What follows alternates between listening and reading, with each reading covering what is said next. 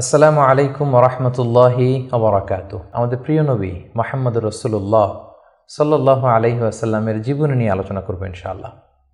কিন্তু শুধুমাত্র একটি পর্বে আমাদের প্রিয় নবীজির বর্ণাঢ্য জীবনী, এই পুরো জীবনীকে কাভার করা খুবই দুঃসাধ্য একটি ব্যাপার। তারপরেও আমরা চেষ্টা করব খুব সংক্ষিপ্ত পরিসরে, খুব প্রেসাইজলি তার জীবনের গুরুত্বপূর্ণ যে লাইফ ইভেন্টসগুলো আছে, ঘটনাগুলো আছে, সেগুলো খুব সংক্ষিপ্ত পরিসরে বর্ণনা করবার। সম্মানিত সুধী, আল্লাহ তাআলা প্রিয় নবী মোহাম্মদ রসুল্লাহ সাল্লাল্লাহু আলাইহি ওয়াসাল্লামকে জাজিরাতুল আরবে পাঠিয়েছিলেন।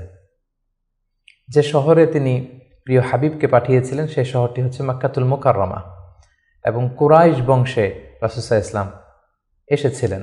বনু হাশিমি খানদানে তিনি এসেছিলেন, এবং আরবি ভাষাভাষী জনগোষ্ঠীর মাঝে আল্লাহ তাআলা প্রিয় নবী সাল্লাল্লাহু আলাইহি ওয়াসাল্লামকে প্রেরণ করেছেন। তিনি তার 40 বছর বয়সে নবুয়ত লাভ করেছেন, এবং সর্বশ্রেষ্ঠ আসমানি কিতাব আল কুরআন আল কারীম কিন্তু প্রিয় নবীজি মুহাম্মদ রাসূলুল্লাহ সাল্লাল্লাহু আলাইহি ওয়াসাল্লামের উপর নাজিল হয়েছে, এবং দীর্ঘ 23 বছর ধরে মানবজাতির বিভিন্ন সমস্যার সমাধান দেওয়ার জন্য কোরআন আল্লাহ তাআলা নাজিল করেছিলেন। রাসূল সাল্লাল্লাহু আলাইহি ওয়াসাল্লাম পৃথিবীতে 63 বছর হায়াত পেয়েছেন, এবং 63 বছর শেষে তিনি মদিনাতুল মুনাওয়ারাতে ইন্তেকাল করেন, এবং সেখানেই তার নিজ হাতে প্রতিষ্ঠিত মসজিদে নববীর পাশে আজও তিনি শুয়ে আছেন। আমরা এই প্রফিট সিরিজে সৈয়দনা আদম আলাইহিস সালাম থেকে শুরু করে রাসূল সাল্লাল্লাহু আলাইহি ওয়াসাল্লাম পর্যন্ত কোরআনে বর্ণিত 25 জন নবীকে নিয়ে, তাদের জীবনী নিয়ে আমরা এখানে আলোচনা করছি। আর তারই ধারাবাহিকতায় রাসূল সাল্লাল্লাহু আলাইহি ওয়াসাল্লাম হচ্ছেন দ্য লাস্ট মেসেঞ্জার, সর্বশেষ নবী এবং সর্বশেষ রাসূল। আল্লাহ তাআলা সূরাতুল আহজাবে ইরশাদ করছেন, মা কানা মুহাম্মাদুন আবা আহাদিম মির রিজালিকুম ওয়ালাকিন রাসূলুল্লাহি ওয়া খাতামান নাবিয়্যিন। তিনি হচ্ছেন খাতামুন নাবিয়্যিন, সর্বশেষ নবী। নবী আসার সাইয়েদনা আদম আলাইহিস সালাম থেকে শুরু করে নবীদের আগমনের যে ধারাবাহিকতা, সেটার সিল মেরে রাসূল সাল্লাল্লাহু আলাইহি ওয়াসাল্লামের মাধ্যমে সিলড আপ করা হয়েছে। এই ধারাবাহিকতাকে কাট আপ করে দেওয়া হয়েছে, তারপরে কোনো নবী আসবে না। এবং রাসূল সাল্লাল্লাহু আলাইহি ওয়াসাল্লাম নিজেও ইরশাদ করেছেন যে লা নাবিয়্যা বা'দি, আমার পরে কেউই আর নবী হিসেবে আসবে না, আমি হচ্ছে শেষ নবী, শেষ রাসূল। এবং রাসূলুল্লাহ সাল্লাল্লাহু আলাইহি ওয়াসাল্লাম তিনি বনি ইসমাইলের নবী, বনি ইসরাইলের নয়। আমরা জানি যে পৃথিবীতে নবীদের যে ধারাবাহিকতা, নবী আসার যে সিলসিলা, এটা ইব্রাহিম আলাইহিস সালাম থেকে 2 ভাগ হয়েছে। কারণ আমরা সাইয়েদনা ইব্রাহিম আলাইহিস সালামের পর্বে বলেছিলাম যে তিনি হচ্ছেন আবুল আম্বিয়া, সকল নবীদের বাবা। ইব্রাহিম আলাইহিস সালামের 2 জন পুত্র সন্তান ছিল, আমরা জানি, ইসহাক আলাইহিস সালাম, ইসমাঈল আলাইহিস সালাম। এই ইসহাক আলাইহিস সালামের সন্তান হচ্ছে ইয়াকুব আলাইহিস সালাম, এবং এই চ্যানেলেই সব নবীরা এসেছে। ইয়াকুব আলাইহিস সালামের অপর নাম হচ্ছে ইসরাইল, ফলে এই চ্যানেলে যত নবী এসেছে তারা হচ্ছে বনি ইসরাইলের নবী।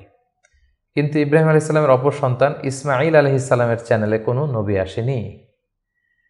তো সব নবী যেহেতু ইসমাঈল আলাইহিস সালামের চ্যানেলে না এসে ইসহাক আলাইহিস সালামের চ্যানেলে এসেছে, সবাই ভেবেছিল শেষ নবীও হয়তো এই চ্যানেলেই আসবে। কিন্তু আল্লাহ তাআলা তাদের ধারণাকে নস্যাৎ করে দিয়ে সাইয়েদনা মুহাম্মদুর রাসূলুল্লাহ সাল্লাল্লাহু আলাইহি সাল্লামকে ইসমাঈল আলাইহিস সালামের চ্যানেলে প্রেরণ করেছেন। তাই তিনি বনি ইসমাঈল, তিনি বনি ইসরাইল নন। এবং রাসূল সাল্লাল্লাহু আলাইহি ওয়াসাল্লাম তিনি হচ্ছেন বিশ্ব নবী, গ্লোবাল প্রফেট, অথবা দ্য প্রফেট অব ইউনিভার্স। গোটা বিশ্বের জন্য তিনি নবী হয়ে পৃথিবীতে এসেছেন। আল্লাহ তাআলা বলছেন, ওয়ামা আরসালনাকা ইল্লা কাফাতান লিন-নাসি বাশীরাও ওয়া নাযীরা। অর্থাৎ হে নবী, আমি আপনাকে গোটা বিশ্ববাসীর জন্য, পুরো মানব মণ্ডলীর জন্য আপনাকে আমি সুসংবাদ দানকারী এবং ভীতি প্রদর্শনকারী হিসেবে প্রেরণ করেছি। এবং সহিহ বুখারীর বর্ণনায় আল্লাহর হাবিব সাল্লাল্লাহু আলাইহি ওয়াসাল্লাম ফরমান যে আমাকে আল্লাহ তাআলা এমন 5টি নেয়ামত দিয়েছেন যেটা অন্য কোনো নবীকে দেননি। এর মধ্যে একটা হচ্ছে, অন্যান্য সকল নবীকে আল্লাহ তাআলা বিশেষ জনপদের জন্য, বিশেষ জাতিগোষ্ঠীর জন্য নবী করে প্রেরণ করেছেন, কিন্তু আমাকে আল্লাহ তাআলা গোটা মানব মণ্ডলীর জন্য প্রেরণ করেছেন। রাসূল সাল্লাল্লাহু আলাইহি ওয়াসাল্লাম বলেন, ওয়া কানা নাবিয়্যু ইউবআসু ইলা কওমিহি খাসসা, নবীদেরকে তাদের নির্দিষ্ট কওমে, জাতির কাছে নবী হিসেবে পাঠানো হয়েছে। ওয়া বুইসতু ইলান নাসি কাফা, আর আমি গোটা মানব মণ্ডলীর জন্য, বিশ্ববাসীর জন্য নবী হয়ে প্রেরিত হয়েছে। এবং রাসূলুল্লাহ সাল্লাল্লাহু আলাইহি ওয়াসাল্লামকে তিনি বলেছেন যে আমাকে শাফাআতের সুযোগ দেয়া হবে কিয়ামতের দিন, যে ভয়ঙ্করতম দিনে নবীরাও থারথার করে কাঁপতে থাকবে আল্লাহ তাআলার সামনে, একটি টু শব্দ করার সাহসটুকুন পাবে না। কোনো কথা বলার সাহস পাবে না, ঠিক সেই মুহূর্তে আল্লাহ রাসূল সাল্লাল্লাহু আলাইহি ওয়াসাল্লামকে শাফাআতের অনুমতি দেওয়া হবে। সুবহানাল্লাহি ওয়া বিহামদিহি। রাসূলুল্লাহ সাল্লাল্লাহু আলাইহি ওয়াসাল্লামের অনেকগুলো নাম রয়েছে। হাদিসে এসেছে যে রাসূল সাল্লাল্লাহু আলাইহি ওয়াসাল্লামের এক নাম হচ্ছে আল মাহি, আল আকিব, আল হাশির। কিন্তু কালামুল্লাহ মাজিদে রাসূল সাল্লাল্লাহু আলাইহি ওয়াসাল্লামের দুইটি নাম উল্লেখিত হয়েছে, একটি হচ্ছে মুহাম্মদ আর একটা আহমদ। আল্লাহ তাআলা বলছেন ওমা মুহাম্মাদুন ইল্লা রাসূল ক্বাদ খালাত মিন ক্বাবলিহির রুসুল। মুহাম্মদ তো একজন নবী, আর তার আগে অনেক নবী পৃথিবীতে এসেছিলেন, তারা আবার বিদায় নিয়েছেন। তাহলে মুহাম্মদ নামটি পেলাম। মুহাম্মদ নাম ছাড়াও তার আরেকটি নাম কোরআনে উল্লেখিত হয়েছে, সেটা হচ্ছে আহমদ। সাইয়েদনা ঈসা আলাইহিস সালামের ভাষায় ইয়াতি মিন বাদি ইসমুহু আহমদ, তিনি বলেছিলেন যে আমার পরে একজন নবী আসবে, তার নাম হবে আহমদ। তাহলে কোরআনে রাসূল সাল্লাল্লাহু আলাইহি ওয়াসাল্লামের দুইটি নাম পাওয়া যায়, একটা মুহাম্মদ, একটা আহমদ। এবং রাসূল সাল্লাল্লাহু আলাইহি ওয়াসাল্লামকে আল্লাহ তাআলা আমাদের জন্য মডেল বানিয়ে পাঠিয়েছেন। সব ক্ষেত্রে তিনি আমাদের model, the best standard of character. আল্লাহ তাআলা ইরশাদ করছেন ওয়া ইন্নাকা লা আলা খুলুকিন আযীম। নবী হে, আপনি সুমহান চরিত্রের উপর প্রতিষ্ঠিত। আপনার চরিত্র হচ্ছে অনুকরণীয় চরিত্র। গোটা বিশ্ববাসী আপনার চরিত্র থেকে শিখবে, জানবে, আলোকিত হবে। এবং রাসূল সাল্লাল্লাহু আলাইহি ওয়াসাল্লাম হচ্ছে the best example to follow. এই পৃথিবীতে যার ফলোয়ার হওয়া যায়, যাকে অনুসরণ করা যায়, যাকে অনুকরণ করা যায়, তার মধ্যে শ্রেষ্ঠতম হচ্ছে আমাদের পেয়ারা হাবিব মুহাম্মদ রাসূলুল্লাহ সাল্লাল্লাহু আলাইহি ওয়াসাল্লাম। আল্লাহ তাআলা ইরশাদ করছেন লাকাদ কানা লাকুম ফি রাসূলিল্লাহি উসওয়াতুন হাসানা, অর্থাৎ তোমাদের রাসূলের মধ্যেই রয়েছে তোমাদের জন্য সর্বোত্তম আদর্শ। আমরা যেন তাকে আমাদের জীবনের মডেল, আমাদের জীবনের আইকন, আমাদের জীবনের আদর্শ হিসেবে গ্রহণ করি। এজন্য আল্লাহ তাআলা রাসূল সাল্লাল্লাহু আলাইহি ওয়াসাল্লামকে আমাদের জন্য উসওয়াতুন হাসানা, অনুকরণীয় উত্তম আদর্শ হিসেবে তিনি রাসূল সাল্লাল্লাহু আলাইহি ওয়াসাল্লামকে আমাদের কাছে প্রেরণ করেছেন। এবং তিনি শুধু মুসলিমদের জন্য নবী হয়ে আসেননি, তিনি শুধু বিশ্বাসীদের কাছেই নবী হয়ে আসেননি, তিনি শুধু আরববাসীদের কাছেই নবী হয়ে আসেননি, তিনি গোটা বিশ্বের জন্য রহমত হয়ে এসেছেন। Mercy for the entire universe. আল্লাহ তাআলা ইরশাদ করছেন ওয়ামা আরসালনাকা ইল্লা রাহমাতাল লিল আলামিন, I have sent you as a mercy for the entire universe. নবী হে, আমি আপনাকে গোটা বিশ্ববাসীর জন্য রহমত করে প্রেরণ করেছি, রহমত স্বরূপ প্রেরণ করেছি। তিনি রাহমাতাল লিল আলামিন, তিনি গোটা বিশ্বের অ্যাসেট। গোটা বিশ্ব তার কাছ থেকে ভদ্রতা, সভ্যতা, ওহির জ্ঞান সবকিছু শিখবে। শুধু আমরাই রাসূল সাল্লাল্লাহু আলাইহি ওয়াসাল্লামের সুন্নাহ বা ট্র্যাডিশন থেকে আলোকিত হবে এমনটা নয়। তিনি সবার জন্য শিক্ষণীয়, অনুকরণীয়, অনুসরণীয়। তিনি গোটা বিশ্ববাসীর জন্য রহমত। প্রিয় সুধী, যেহেতু তিনি আমাদের জন্য আদর্শ, সেহেতু রাসূল সাল্লাল্লাহু আলাইহি ওয়াসাল্লাম আমাদের জন্য যা নিয়ে এসেছেন সেটাকে যেন আমরা আঁকড়ে ধরি। এটা আল্লাহ তাআলার ভার্ডিক্ট, অর্ডার। আল্লাহ তাআলা ইরশাদ করছেন ওয়ামা আতাকুমুর রাসূলু ফাখুযুহু ওয়ামা নাহাকুম আনহু ফান্তাহু। রাসূল সাল্লাল্লাহু আলাইহি ওয়াসাল্লাম তোমাদের জন্য যা নিয়ে এসেছেন সেটাকে ধরো, সেটাকে গ্রহণ করো, সেটাকে মানো। আর যেটা থেকে রাসূল সাল্লাল্লাহু আলাইহি ওয়াসাল্লাম তোমাদেরকে বারণ করেছেন সেটা থেকে তোমরা দূরে থাকো। এবং আমরা যদি আল্লাহ তাআলার ভালোবাসা পেতে চাই, সেক্ষেত্রে আল্লাহ তাআলা শর্ত জুড়ে দিয়েছেন যে আমার ভালোবাসা যদি পেতে চাও আমার নবীর অনুসরণ করো। আল্লাহ তাআলা বলছেন কুল ইন কুনতুম তুহিব্বুনাল্লাহা ফাত্তাবিউনি ইউহিব্বুকুমুল্লাহ। আল্লাহ বলছেন নবী হে, আপনি জানিয়ে দিন যে তোমরা যদি আমি আল্লাহর ভালোবাসা পেতে চাও, তাহলে হে নবী আপনি বলুন যে ফাত্তাবিউনি, আমি নবীর অনুসরণ করো, তাহলে ইউহিব্বুকুমুল্লাহ, আল্লাহ তাআলা তোমাদেরকে ভালোবাসবেন। তো রাসূল সাল্লাল্লাহু আলাইহি ওয়াসাল্লামের ফলোয়ার হিসেবে, রাসূলুল্লাহ সাল্লাল্লাহু আলাইহি ওয়াসাল্লামের উম্মত হিসেবে আমাদের দায়িত্ব হচ্ছে রাসূল সাল্লাল্লাহু আলাইহি ওয়াসাল্লাম আমাদের জন্য যে শিক্ষা নিয়ে এসেছেন, যে হেদায়েত নিয়ে এসেছেন, যে আলোকবর্তিকা নিয়ে এসেছেন, কোরআন নিয়ে এসেছেন, এটা শিক্ষা যেন আমরা আমাদের ব্যক্তি জীবনে, সমাজ জীবনে, রাষ্ট্রীয় জীবনে যেন আমরা বাস্তবায়ন করি, এটা যেন আমরা আমাদের জীবনে ইমপ্লিমেন্ট করি। আমরা প্রফেট সিরিজের বিভিন্ন পর্বে বিভিন্ন নবীদের জীবন নিয়ে যখন আমরা আলোকপাত করেছিলাম, আমরা বলেছিলাম যে as a proof of their prophethood, Allah subhanahu wa ta'ala provides them মুআজিজা। তারা যে নবী, তার প্রমাণ হিসেবে আল্লাহ তাআলা নবীদেরকে মুআজিজা দিয়ে থাকেন। রাসূল সাল্লাল্লাহু আলাইহি ওয়াসাল্লামের জীবনীতেও আমরা দেখব যে অসংখ্য মুআজিজা ছিল। আমরা একটির কথা যদি উল্লেখ করি যে মক্কার কুরাইশরা যখন রাসূল সাল্লাল্লাহু আলাইহি ওয়াসাল্লামকে নবী হিসেবে মানতে যাচ্ছিল না, রাসূল সাল্লাল্লাহু আলাইহি ওয়াসাল্লাম বললেন যে চাঁদকে যদি দ্বিখণ্ডিত করতে পারি তোমরা কি মেনে নিবে যে আমি আল্লাহর রাসূল? তারা বলল যে মেনে নিব। রাসূল সাল্লাল্লাহু আলাইহি ওয়াসাল্লাম আঙ্গুল উঁচু করলেন, চাঁদের দিকে ইঙ্গিত করলেন, চাঁদ দ্বিখণ্ডিত হয়ে দুই ভাগ হয়ে গেল। সুবহানাল্লাহ। আল্লাহ তাআলা সূরাতুল কমারে ইরশাদ করছেন, ইকতারাবাতিস সাআতু ওয়ানশাক্কাল কমর ওয়া ইন ইয়ারা আয়াতান ইউরিদু ওয়া ইয়াকুলু সিহরুম মুস্তামির। রাসূল সাল্লাল্লাহু আলাইহি ওয়াসাল্লাম চাঁদ দ্বিখণ্ডিত করে ফেললেন, কিন্তু এই চমৎকার এই মুআজিজা দেখার পরেও তারা কিন্তু ঈমান আনলো না। তারা বলল, তুমি জাদু করেছো, চাঁদের মধ্যে ভেলকিবাজি করেছো, এমন বড় জাদুকর তুমি চাঁদের উপরও জাদুর প্রভাব খাটিয়েছো। তো এভাবে রাসূল সাল্লাল্লাহু আলাইহি ওয়াসাল্লাম যখনই কোরআনের আয়াত বলতেন, কোনো মুআজিজা দেখাতেন, তারা হয়তো রাসূল সাল্লাল্লাহু আলাইহি ওয়াসাল্লামকে জাদুকর বলতো, কখনো বলতো তুমি পাগল, কখনো বলতো তুমি কবি, কখনো বলতো তুমি গণক। নাউযু বিল্লাহি মিন যালিক। এভাবে রাসূল সাল্লাল্লাহু আলাইহি ওয়াসাল্লাম অনেকগুলো মুআজিজা তার জীবনে আমরা দেখতে পাই, যেগুলো তার মধ্যে থেকে অন্যতম মুআজিজা হচ্ছে তিনি চাঁদকে দ্বিখণ্ডিত করেছিলেন। এবং রাসূল সাল্লাল্লাহু আলাইহি ওয়াসাল্লাম জন্মের আগেই, যেগুলোকে মুবাশশিরাত বা ইরহাসাত বলে, নবী হওয়ার আগে এমন কিছু অলৌকিক ঘটনা, এরকম অনেক ঘটনা কিন্তু ঘটেছে। যেমন রাসূল সাল্লাল্লাহু আলাইহি ওয়াসাল্লামের প্রিয় মাতা আমেনা যখন গর্ভবতী ছিলেন, তখন তিনি দেখেছেন যে তার পেট থেকে একটা আলো বের হয়ে এটা শাম দেশের বড় বড় প্রাসাদগুলোকে আলোকিত করছে। এটা কিন্তু রাসূল সাল্লাল্লাহু আলাইহি ওয়াসাল্লাম যে পৃথিবীতে আসবেন তার আগাম একটা বার্তা। সম্মানিত সুধী, আমরা এই পর্যায়ে রাসূলুল্লাহ সাল্লাল্লাহু আলাইহি ওয়াসাল্লামের সরাসরি জীবনের দিকে যাব, ধারাবাহিক জীবন পরিক্রমা আলোচনা করব এবং বুঝবার সুবিধার্থে আমরা রাসূল সাল্লাল্লাহু আলাইহি ওয়াসাল্লামের পুরো জীবনীকে 3টি ভাগে ভাগ করেছি। তার প্রথম ভাগে আমি রাসূল সাল্লাল্লাহু আলাইহি ওয়াসাল্লামের জন্ম থেকে শুরু করে নবুয়ত পর্যন্ত এই 40 বছরের বর্ণনা দিব। সেক্ষেত্রে বয়স অনুসারে এই বর্ণনাটি দেয়া হবে। দ্বিতীয় ভাগে আমরা মক্কায় নবুয়তির যে 13 বছর, এই 13 বছরের বর্ণনা দিব। সেক্ষেত্রে নবুয়তির সন ভিত্তিক বর্ণনা দেয়া হবে। এবং সবশেষে আমরা মদিনায় রাসূল সাল্লাল্লাহু আলাইহি ওয়াসাল্লাম যে 10টি বছর কাটিয়েছেন, তৃতীয় পর্বে বা তৃতীয় ভাগে আমরা সেটির বর্ণনা দিব, আর সেটা হবে হিজরি সন ভিত্তিক বর্ণনা। তাহলে সম্মানিত সুধী, আর কাল বিলম্ব না করে আমরা রাসূল সাল্লাল্লাহু আলাইহি ওয়াসাল্লামের বায়োগ্রাফির একেবারে মূল পর্বে চলে যাই। আমরা বলেছি যে প্রথম পর্বে আমরা রাসূল সাল্লাল্লাহু আলাইহি ওয়াসাল্লামের প্রথম 40টি বছরের বর্ণনা দিব, জন্ম থেকে শুরু করে নবী হওয়ার আগ পর্যন্ত। আমরা শুরুতেই বলেছি যে তিনি মাক্কাতুল মুকাররমায় এসেছেন, তিনি কুরাইশ বংশে জন্মগ্রহণ করেছেন, বনু হাশেম ছিল ওনার খানদান, এবং রাসূলুল্লাহ সাল্লাল্লাহু আলাইহি ওয়াসাল্লামের পিতার নাম ছিল আব্দুল্লাহ, মায়ের নাম ছিল আমিনা, দাদার নাম ছিল আব্দুল মুত্তালিব। এবং দুঃখজনক হলেও সত্য যে রাসূলুল্লাহ সাল্লাল্লাহু আলাইহি সাল্লামের মাতা পিতার সংসার 7 দিনের বেশি ছিল না। মাত্র বিয়ের পরে তারা 7 দিনের মতো, 1 সপ্তাহের মতো সংসার করেছিলেন। সেই সাংসারিক জীবনেই রাসূল সাল্লাল্লাহু আলাইহি ওয়াসাল্লাম মায়ের গর্ভে এসেছেন।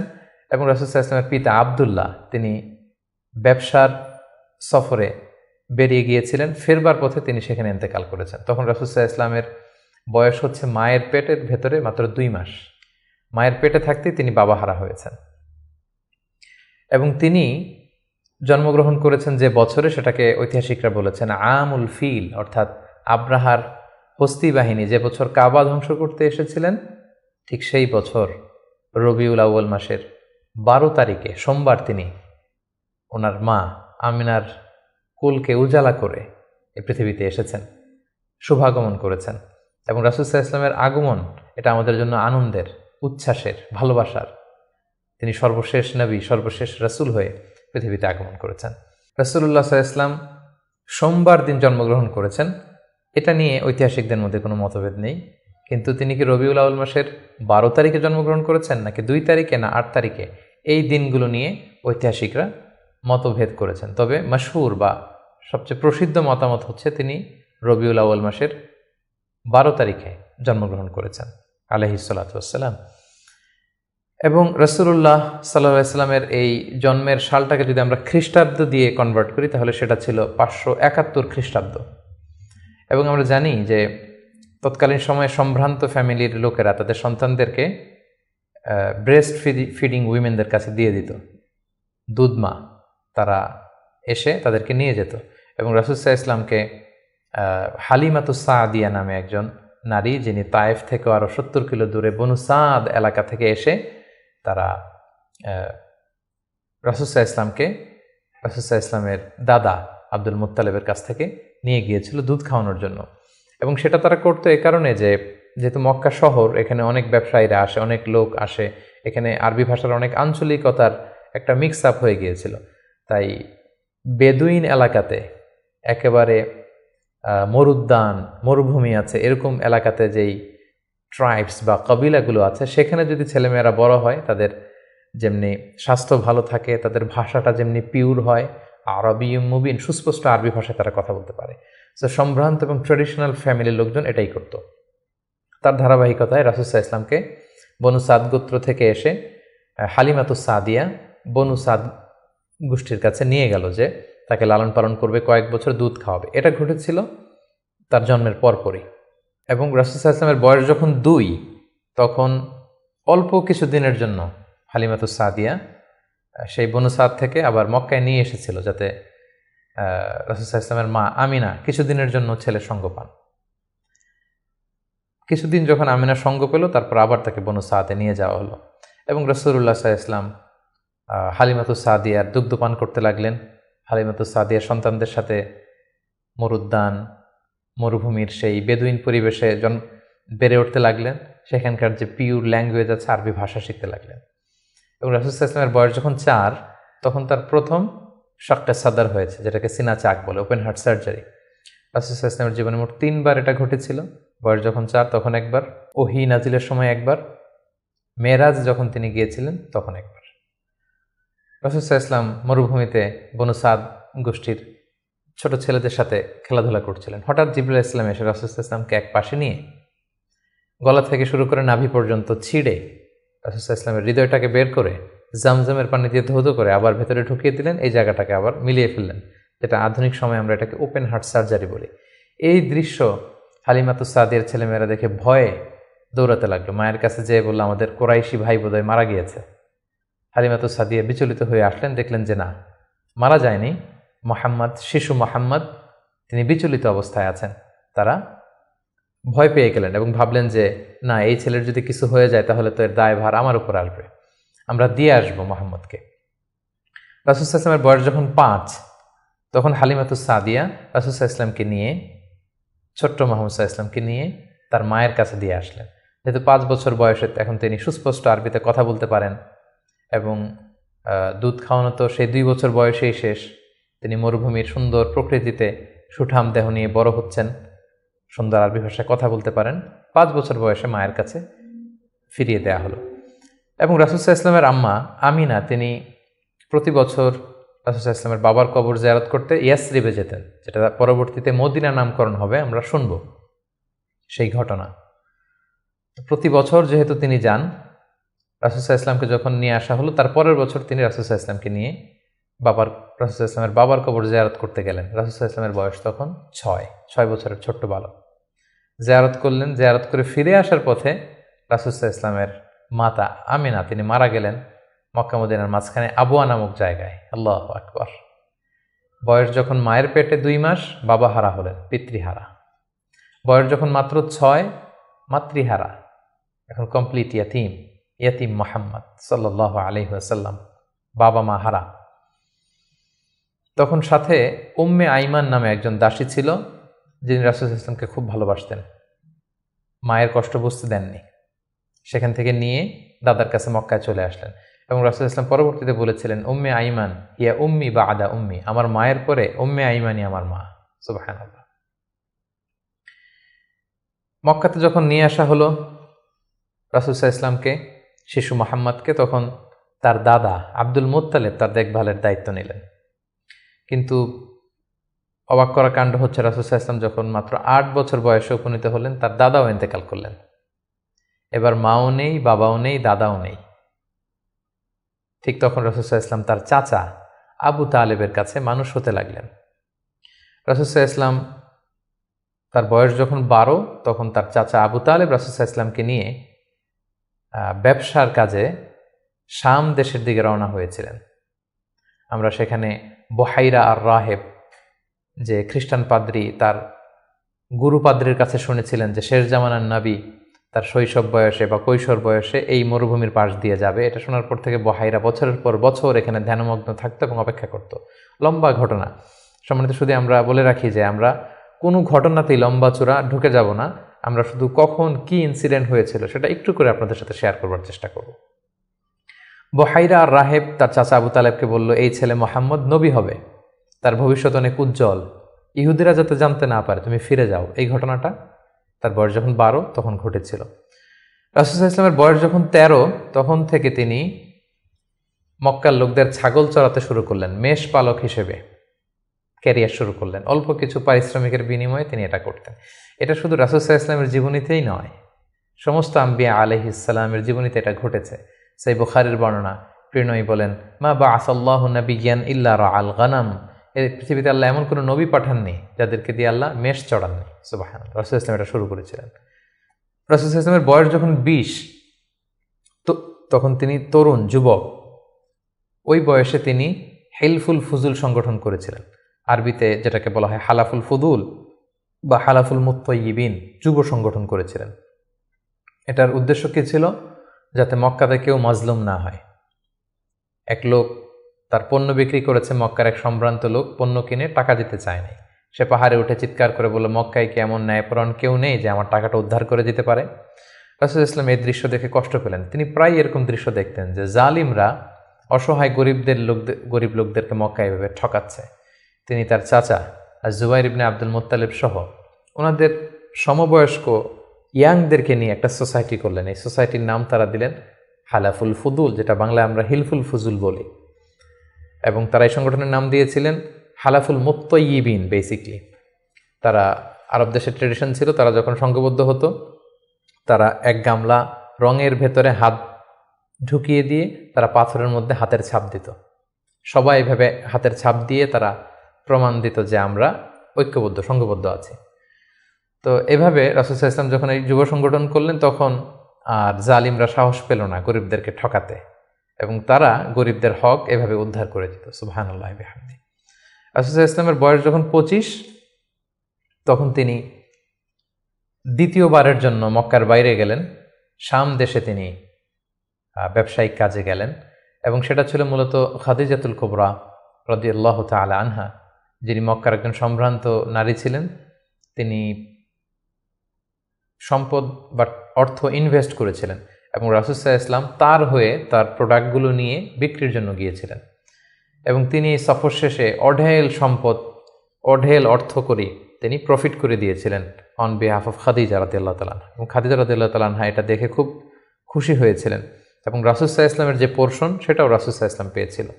এই সফরে, এই ব্যবসায়িক সফরে খাদিজা রাদিয়াল্লাহু তাআলা আনহার একজন দাসী ছিল, নাম মাইসারা। তিনি ছিলেন সফর সঙ্গে, কাফেলার মধ্যে তিনিও ছিলেন। সফর শেষে যখন রাসূল সাল্লাল্লাহু আলাইহি ওয়াসাল্লাম অনেক লাভ করে, প্রফিট করে ফিরলেন, তখন খাদিজা রাদিয়াল্লাহু তাআলা আনহা খুব খুশি হলেন। এবং মাইসারা তখন খাদিজাকে জানান দিল যে, খাদিজা, এই মানুষ মুহাম্মদ কোনো সাধারণ মানুষ নন। খাদিজা বললেন, তাই নাকি? কি দেখেছ তুমি এই থ্রু আউট দ্য জার্নি, এই পুরো সফরে তুমি কি খেয়াল করেছো? তিনি বললেন যে মুহাম্মাদের চলন বলন কথা এটা আলাদা, অন্য সবার চেয়ে, কাফেলার প্রত্যেকটা পুরুষের চেয়ে আলাদা। তিনি অন্যরকম, তিনি সাধারণ কোনো মানুষ নন, অসাধারণ একজন মানুষ। তার কথা বার্তা, তার চলা ফেরা, তার আচরণ, তার ডিলিংস, তার বুদ্ধিমত্তা অসাধারণ। মাইসারা যখন এই কথা বলল, তখন খাদিজাতুল কুবরা তিনি রাসূল সাল্লাল্লাহু আলাইহি ওয়াসাল্লামের প্রতি আকৃষ্ট হলেন। তার একজন কাছের বান্ধবীর কাছে শেয়ার করলেন। তারা সবাই মিলে রাসূল সাল্লাল্লাহু আলাইহি ওয়াসাল্লামের চাচাদের কাছে যেয়ে বললেন যে, রাসূল সাল্লাল্লাহু আলাইহি ওয়াসাল্লামকে খাদিজা পছন্দ করে, আমরা বিয়ের ব্যাপারে ভাবতে পারি কিনা। চাচারা রাসূল সাল্লাল্লাহু আলাইহি ওয়াসাল্লামকে জানালেন, রাসূল সাল্লাল্লাহু আলাইহি ওয়াসাল্লাম এগ্রি করলেন। এই 25 বছর বয়সে রাসূল সাল্লাল্লাহু আলাইহি ওয়াসাল্লাম তার প্রথম বিয়েটি সম্পন্ন করলেন, আলহামদুলিল্লাহ। এবং রাসূল সাল্লাল্লাহু আলাইহি ওয়াসাল্লাম 20টি উট দিয়েছিলেন as a dowry, as a মাহার। বিয়ের মাহার হিসেবে খাদিজা রাদিয়াল্লাহু তাআলা আনহাকে 20টা উট দিয়েছিলেন। রাসূল সাল্লাল্লাহু আলাইহি ওয়াসাল্লামের বয়স যখন 30, খাদিজা রাদিয়াল্লাহু তাআলা আনহা রাসূল সাল্লাল্লাহু আলাইহি ওয়াসাল্লামের ঘরকে উজালা করে তার প্রথম সন্তান, কন্যা সন্তান জন্মগ্রহণ করলো, জাইনাব। রাসূল সাল্লাল্লাহু আলাইহি ওয়াসাল্লামের বয়স যখন 33, দ্বিতীয় কন্যা সন্তান রুকাইয়া জন্মগ্রহণ করলো। রাসূল সাল্লাল্লাহু আলাইহি ওয়াসাল্লামের বয়স যখন 34, তৃতীয় কন্যা সন্তান উম্মে কুলসুম আসলো। রাসূল সাল্লাল্লাহু আলাইহি ওয়াসাল্লামের বয়স যখন 35, ফাতেমা রাদিয়াল্লাহু তাআলা আনহা তিনি জন্মগ্রহণ করলেন। এবং তখন কাবা ঘরের একটা রিনোভেশন হলো। আগুন লেগে বন্যার পানিতে কয়েকবার কাবা ধ্বংস হয়ে গিয়েছিল। ঠিক সেই সময়তে রাসূল সাল্লাল্লাহু আলাইহি ওয়াসাল্লামের বয়স যখন 35, কাবাকে আবার রিবিল্ড অফ কাবা বা রিনোভেশন অফ কাবা করা হয়েছিল। ইব্রাহিম আলাইহিস সালামের যে ভিত্তির উপর কাবা তৈরি করেছিলেন, সেই ভিত্তি ঠিক রেখে পাথর এনে কাবা নির্মাণ করা হয়েছিল। এবং হাজরা আসওয়াদ নিয়ে একটা দ্বন্দ্ব লেগেছিল, কে রাখবে এই জান্নাতি পাথর। 4টা গ্রুপ হয়ে গিয়েছিল। পরবর্তীতে রাসূল সাল্লাল্লাহু আলাইহি ওয়াসাল্লাম এটার সমাধান দিয়েছিলেন। রাসূলুল্লাহ সাল্লাল্লাহু আলাইহি ওয়াসাল্লামের বয়স যখন 37 বছর, তখন থেকে তিনি একাকী নির্জনে ইবাদত করতেন, ধ্যানমগ্ন থাকতেন। হুব্বিবা ইলাইহিল খালা, নিঃসঙ্গত তার কাছে প্রিয় করে দেয়া হলো।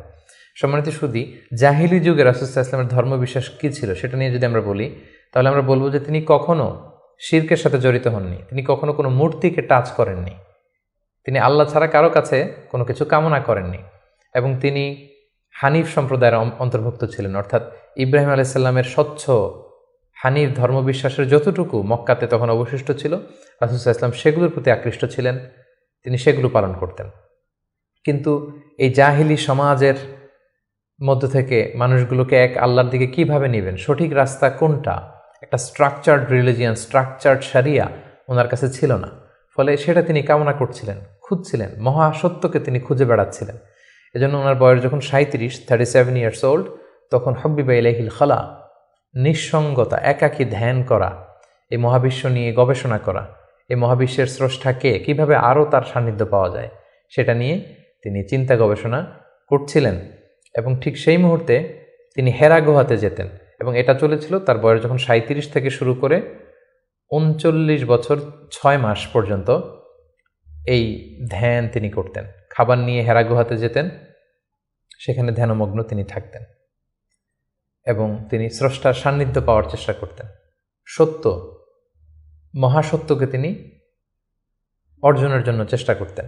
রাসূলুল্লাহ সাল্লাল্লাহু আলাইহি ওয়াসাল্লামের বয়স যখন 39 বছর 6 মাস, তখন থেকে, অর্থাৎ 40 বছর হতে আর মাত্র 6 মাস বাকি, তখন থেকে তিনি গুড ড্রিমস আর রুইয়া সাদেকা, বেশি বেশি সত্য স্বপ্ন দেখতে শুরু করলেন। প্রতিদিনই স্বপ্ন দেখতেন, এবং রাতে যাই স্বপ্ন দেখতেন সকালবেলা সেটা বাস্তবায়িত হতো।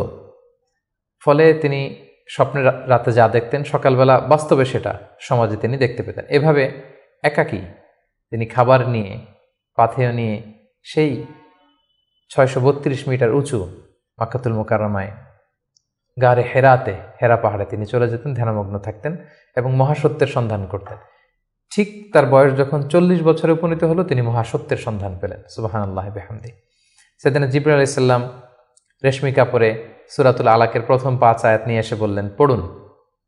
তিনি বললেন, আমি তো পড়তে জানি না। কয়েকবার বলার পরে পড়তে জানেন না তিনি বললেন। তিনি রাসূল সাল্লাল্লাহু আলাইহি ওয়াসাল্লামকে 3 বার জড়িয়ে ধরলেন।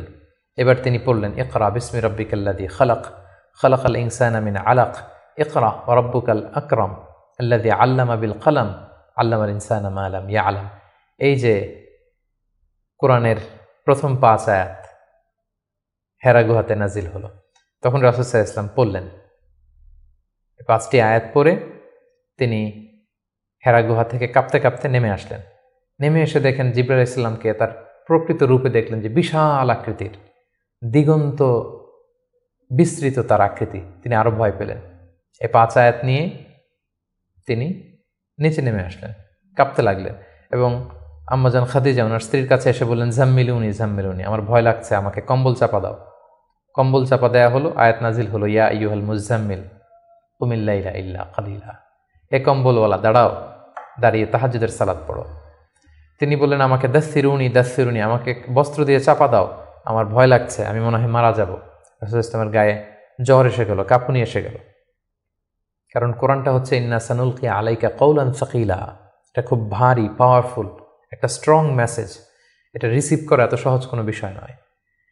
যখন তিনি বললেন, কাপড় দিয়ে আমাকে আচ্ছাদন করো, আয়াত নাজিল হলো, ইয়া আইয়ুহাল মুদ্দাসসির কুম ফাআনদির, হে কাপড়ওয়ালা দাঁড়াও, কুম দাঁড়াও, বসে থাকার সময় নেই, কুম ফাআনদির, মানুষকে সতর্ক করো। এই যে রাসূল সাল্লাল্লাহু আলাইহি ওয়াসাল্লাম দাঁড়ালেন আর বিশ্রামের সময়টুকু পেলেন না, কোরআন নাজিল হতে লাগলো। রাসূল সাল্লাল্লাহু আলাইহি ওয়াসাল্লাম ভয় পেতে লাগলেন শুরুর দিকে। আম্মাজান খাদিজা আশ্বস্ত করে বললেন যে আপনি ভয় পাবেন না, আপনার মধ্যে অনেক ভালো গুণাবলী আছে, আল্লাহ আপনাকে কখনোই অপদস্থ করবেন না। তিনি তার কাজিনের কাছে, ওরাকা ইবনে নাওফলের কাছে নিয়ে গেলেন। তিনিও আশ্বস্ত করলেন যে যাকে তুমি দেখেছো বিশাল আকৃতিতে, যে তোমার কাছে সূরা আলাকের 5 আয়াত নিয়ে এসেছে, তিনি হচ্ছেন নামুস, সে জিবরিল। তোমার আগে সব নবীদের কাছে তিনিই আসতেন আল্লাহর বাণী নিয়ে। সুবহানাল্লাহ।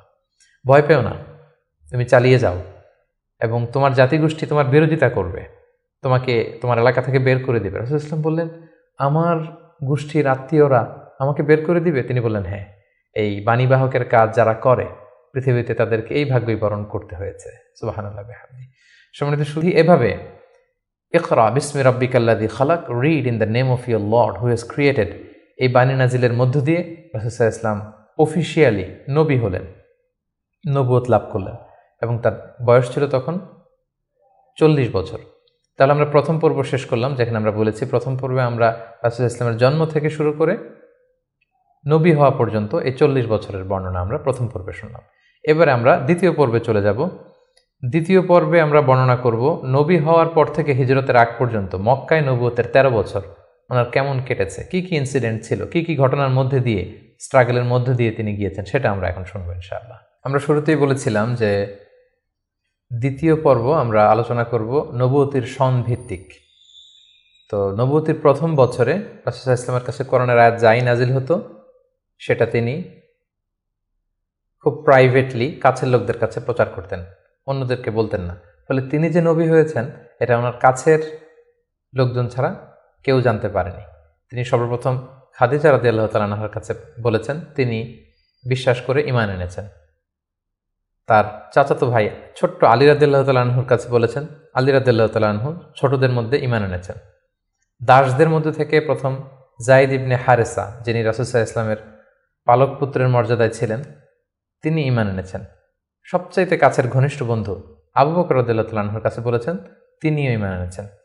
এবং রাসূল সাল্লাল্লাহু আলাইহি ওয়াসাল্লাম গোপনে, অর্থাৎ যেটাকে বলা হয় প্রাইভেট দাওয়া, তিনি টার্গেট ভিত্তিক কাছের ঘনিষ্ঠ আমানতদার যাকে তিনি রিলাই করতে পারেন তাদের কাছে তিনি বলতে আরম্ভ করলেন, এবং তারা গোপনে গোপনে প্রাইভেটলি রাসূল সাল্লাল্লাহু আলাইহি ওয়াসাল্লাম ডাকে সাড়া দিয়ে ঈমান আনলো, মুসলিম হতে আরম্ভ করলো। সুবহানাল্লাহ। এভাবে 3 বছর তিনি প্রাইভেট দাওয়া দিয়েছেন মক্কায়। নবুয়তির তৃতীয় বছরে 3 বছর পর আল্লাহ তাআলা আয়াত নাজিল করলেন, ফাসদা বিমা তুমার ওয়া আ'রিদ আনিল মুশরিকিন। নবী হে, এখন আর প্রাইভেট দাওয়া নয়, এবার পাবলিক দাওয়া, পাবলিক প্রোক্লেমেশন, অর্থাৎ পাবলিকলি আপনি এবার প্রচার করুন, যাই নাজিল হয় আপনি প্রচার করুন। এবার রাসূল সাল্লাল্লাহু আলাইহি ওয়াসাল্লাম প্রচার করতে আরম্ভ করলেন পাবলিকলি। তিনি পাবলিকলি তাওহীদের দাওয়াত দিতে শুরু করলেন, রিসালাতের দাওয়াত দিতে শুরু করলেন, আখিরাতের দাওয়াত দিতে শুরু করলেন। যখনই তিনি পাবলিকলি দাওয়াত দিতে শুরু করলেন তখনই বিরোধিতা শুরু হলো, নানা ধরনের বাধা বিপত্তি আসতে শুরু করলো। তিনি পাহাড়ের চূড়ায় যেয়ে বললেন, হে মক্কাবাসী, হে আমার গোষ্ঠীর লোকেরা, আমি যদি বলি যে এই পাহাড়ের পেছনে একদল ঘোড়সাওয়ার আক্রমণ করার জন্য বসে আছে, বিশ্বাস করবে আমার কথা? সবাই বললো, হ্যাঁ অবশ্যই করব, কারণ মা জাররাবনা মিনকা ইল্লা সিদখান, আমরা জীবনে তো মুহাম্মদ তোমার কাছ থেকে কোনোদিন মিথ্যা বলতে শুনি নাই, তুমি যা বলবে তাই বিশ্বাস করব। তখন রাসূল সাল্লাল্লাহু আলাইহি ওয়াসাল্লাম বললেন, তাহলে জেনে রেখো, আমাকে যদি নবী হিসেবে না মানো, আখিরাতে যদি বিশ্বাস না করো, আল্লাহকে যদি একক একমাত্র রব হিসেবে না মানো, তোমাদের জন্য কঠিন শাস্তি অপেক্ষা করছে। একথা শুনে তারা মর্মাহত হলো, এবং রাসূল সাল্লাল্লাহু আলাইহি ওয়াসাল্লামের চাচা আবু লাহাব পাথর নিয়ে রাসূল সাল্লাল্লাহু আলাইহি ওয়াসাল্লামের প্রতি নিক্ষেপ করলেন, এবং তখনই সূরাতুল লাহাব নাজিল হলো।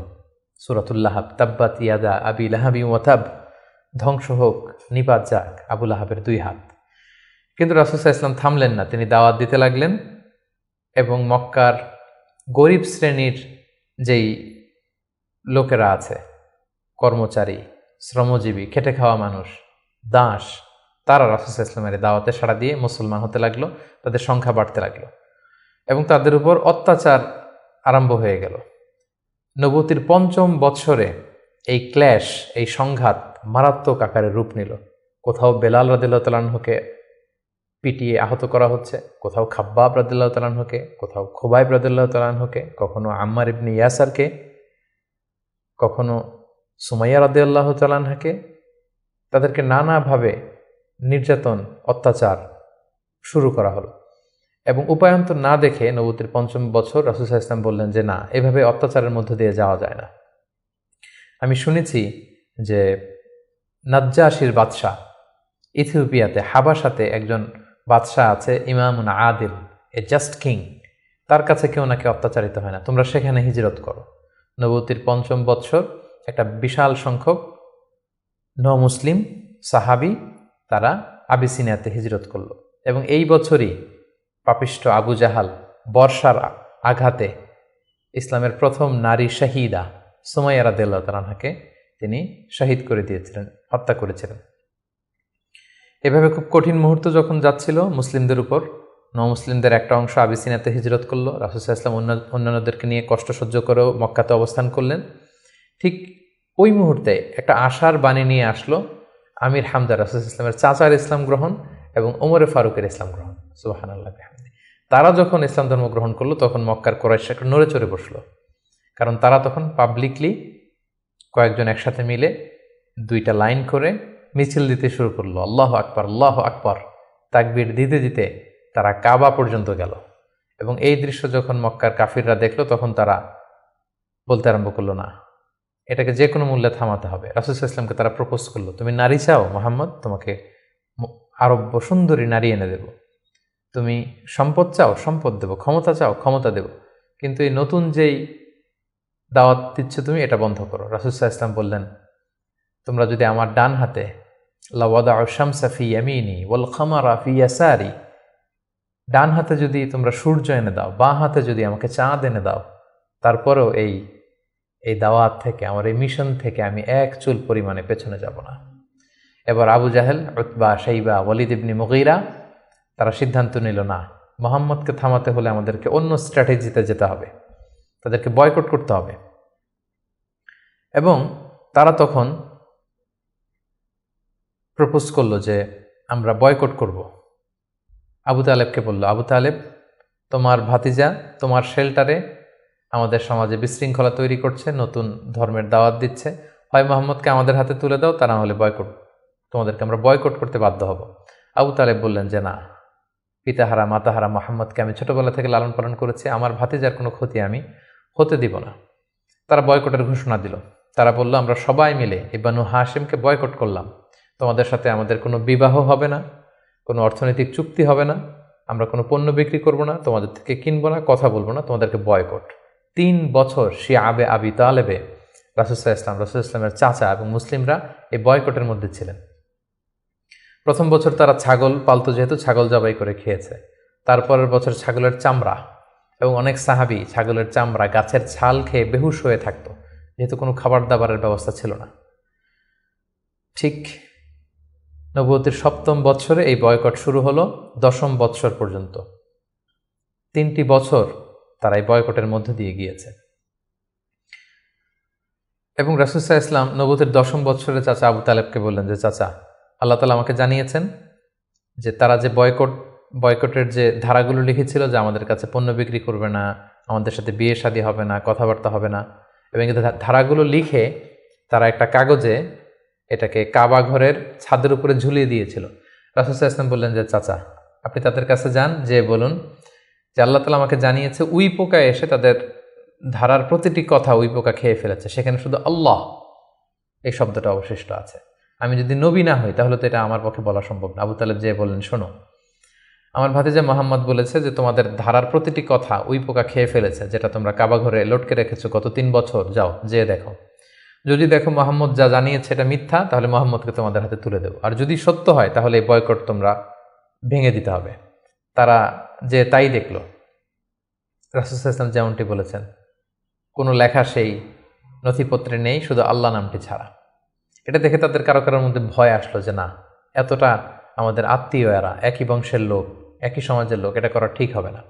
নবুয়তির 10ম বৎসর এই বয়কটকে তারা উঠিয়ে নিল। কিন্তু তার চেয়েও দুঃখজনক ঘটনা আমাদের জন্য সামনে অপেক্ষা করছে। সেটা হচ্ছে নবুয়তির 10ম বৎসর রাসূল সাল্লাল্লাহু আলাইহি ওয়াসাল্লামের এই চাচা আবু তালেব ইন্তেকাল করলো, যিনি রাসূল সাল্লাল্লাহু আলাইহি ওয়াসাল্লামকে পলিটিক্যাল শেল্টার দিতেন, এবং রাসূল সাল্লাল্লাহু আলাইহি ওয়াসাল্লামকে ঘরে যিনি শক্তি যোগাতেন, সাহস যোগাতেন এবং ফিনান্সিয়াল সাপোর্ট দিতেন, তার সেই প্রিয়তমা স্ত্রী খাদিজা রাদিয়াল্লাহু তাআলা আনহা নবুয়তির 10ম বৎসরে চাচার ইন্তেকালের 6 মাস পরে ইন্তেকাল করলেন। রাসূল সাল্লাল্লাহু আলাইহি ওয়াসাল্লাম তখন সাউদা বিনতে জামাআ রাদিয়াল্লাহু তাআলা আনহাকে বিয়ে করলেন। আয়েশা রাদিয়াল্লাহু তাআলা আনহার সাথে বিয়ের কন্ট্রাক্ট, অর্থাৎ আকদ হলো, কিন্তু সংসার শুরু হয়নি। কিন্তু এখন তো রাসূল সাল্লাল্লাহু আলাইহি ওয়াসাল্লামকে বাঁচানোর মতো কেউ নেই, শেল্টার দেওয়ার মতো কেউ নেই। এখন তো যে কেউ রাসূল সাল্লাল্লাহু আলাইহি ওয়াসাল্লামের উপর অ্যাটাক করতে পারে। তাই রাসূল সাল্লাল্লাহু আলাইহি ওয়াসাল্লাম পাশের শহর টুইন সিটি তায়েফে চলে গেলেন। তায়েফের লোকদেরকে দাওয়াত দিলেন। নবুয়তির 10ম বছরেই তিনি তায়েফে চলে গেলেন। কিন্তু আমরা তায়েফের ঘটনা জানি।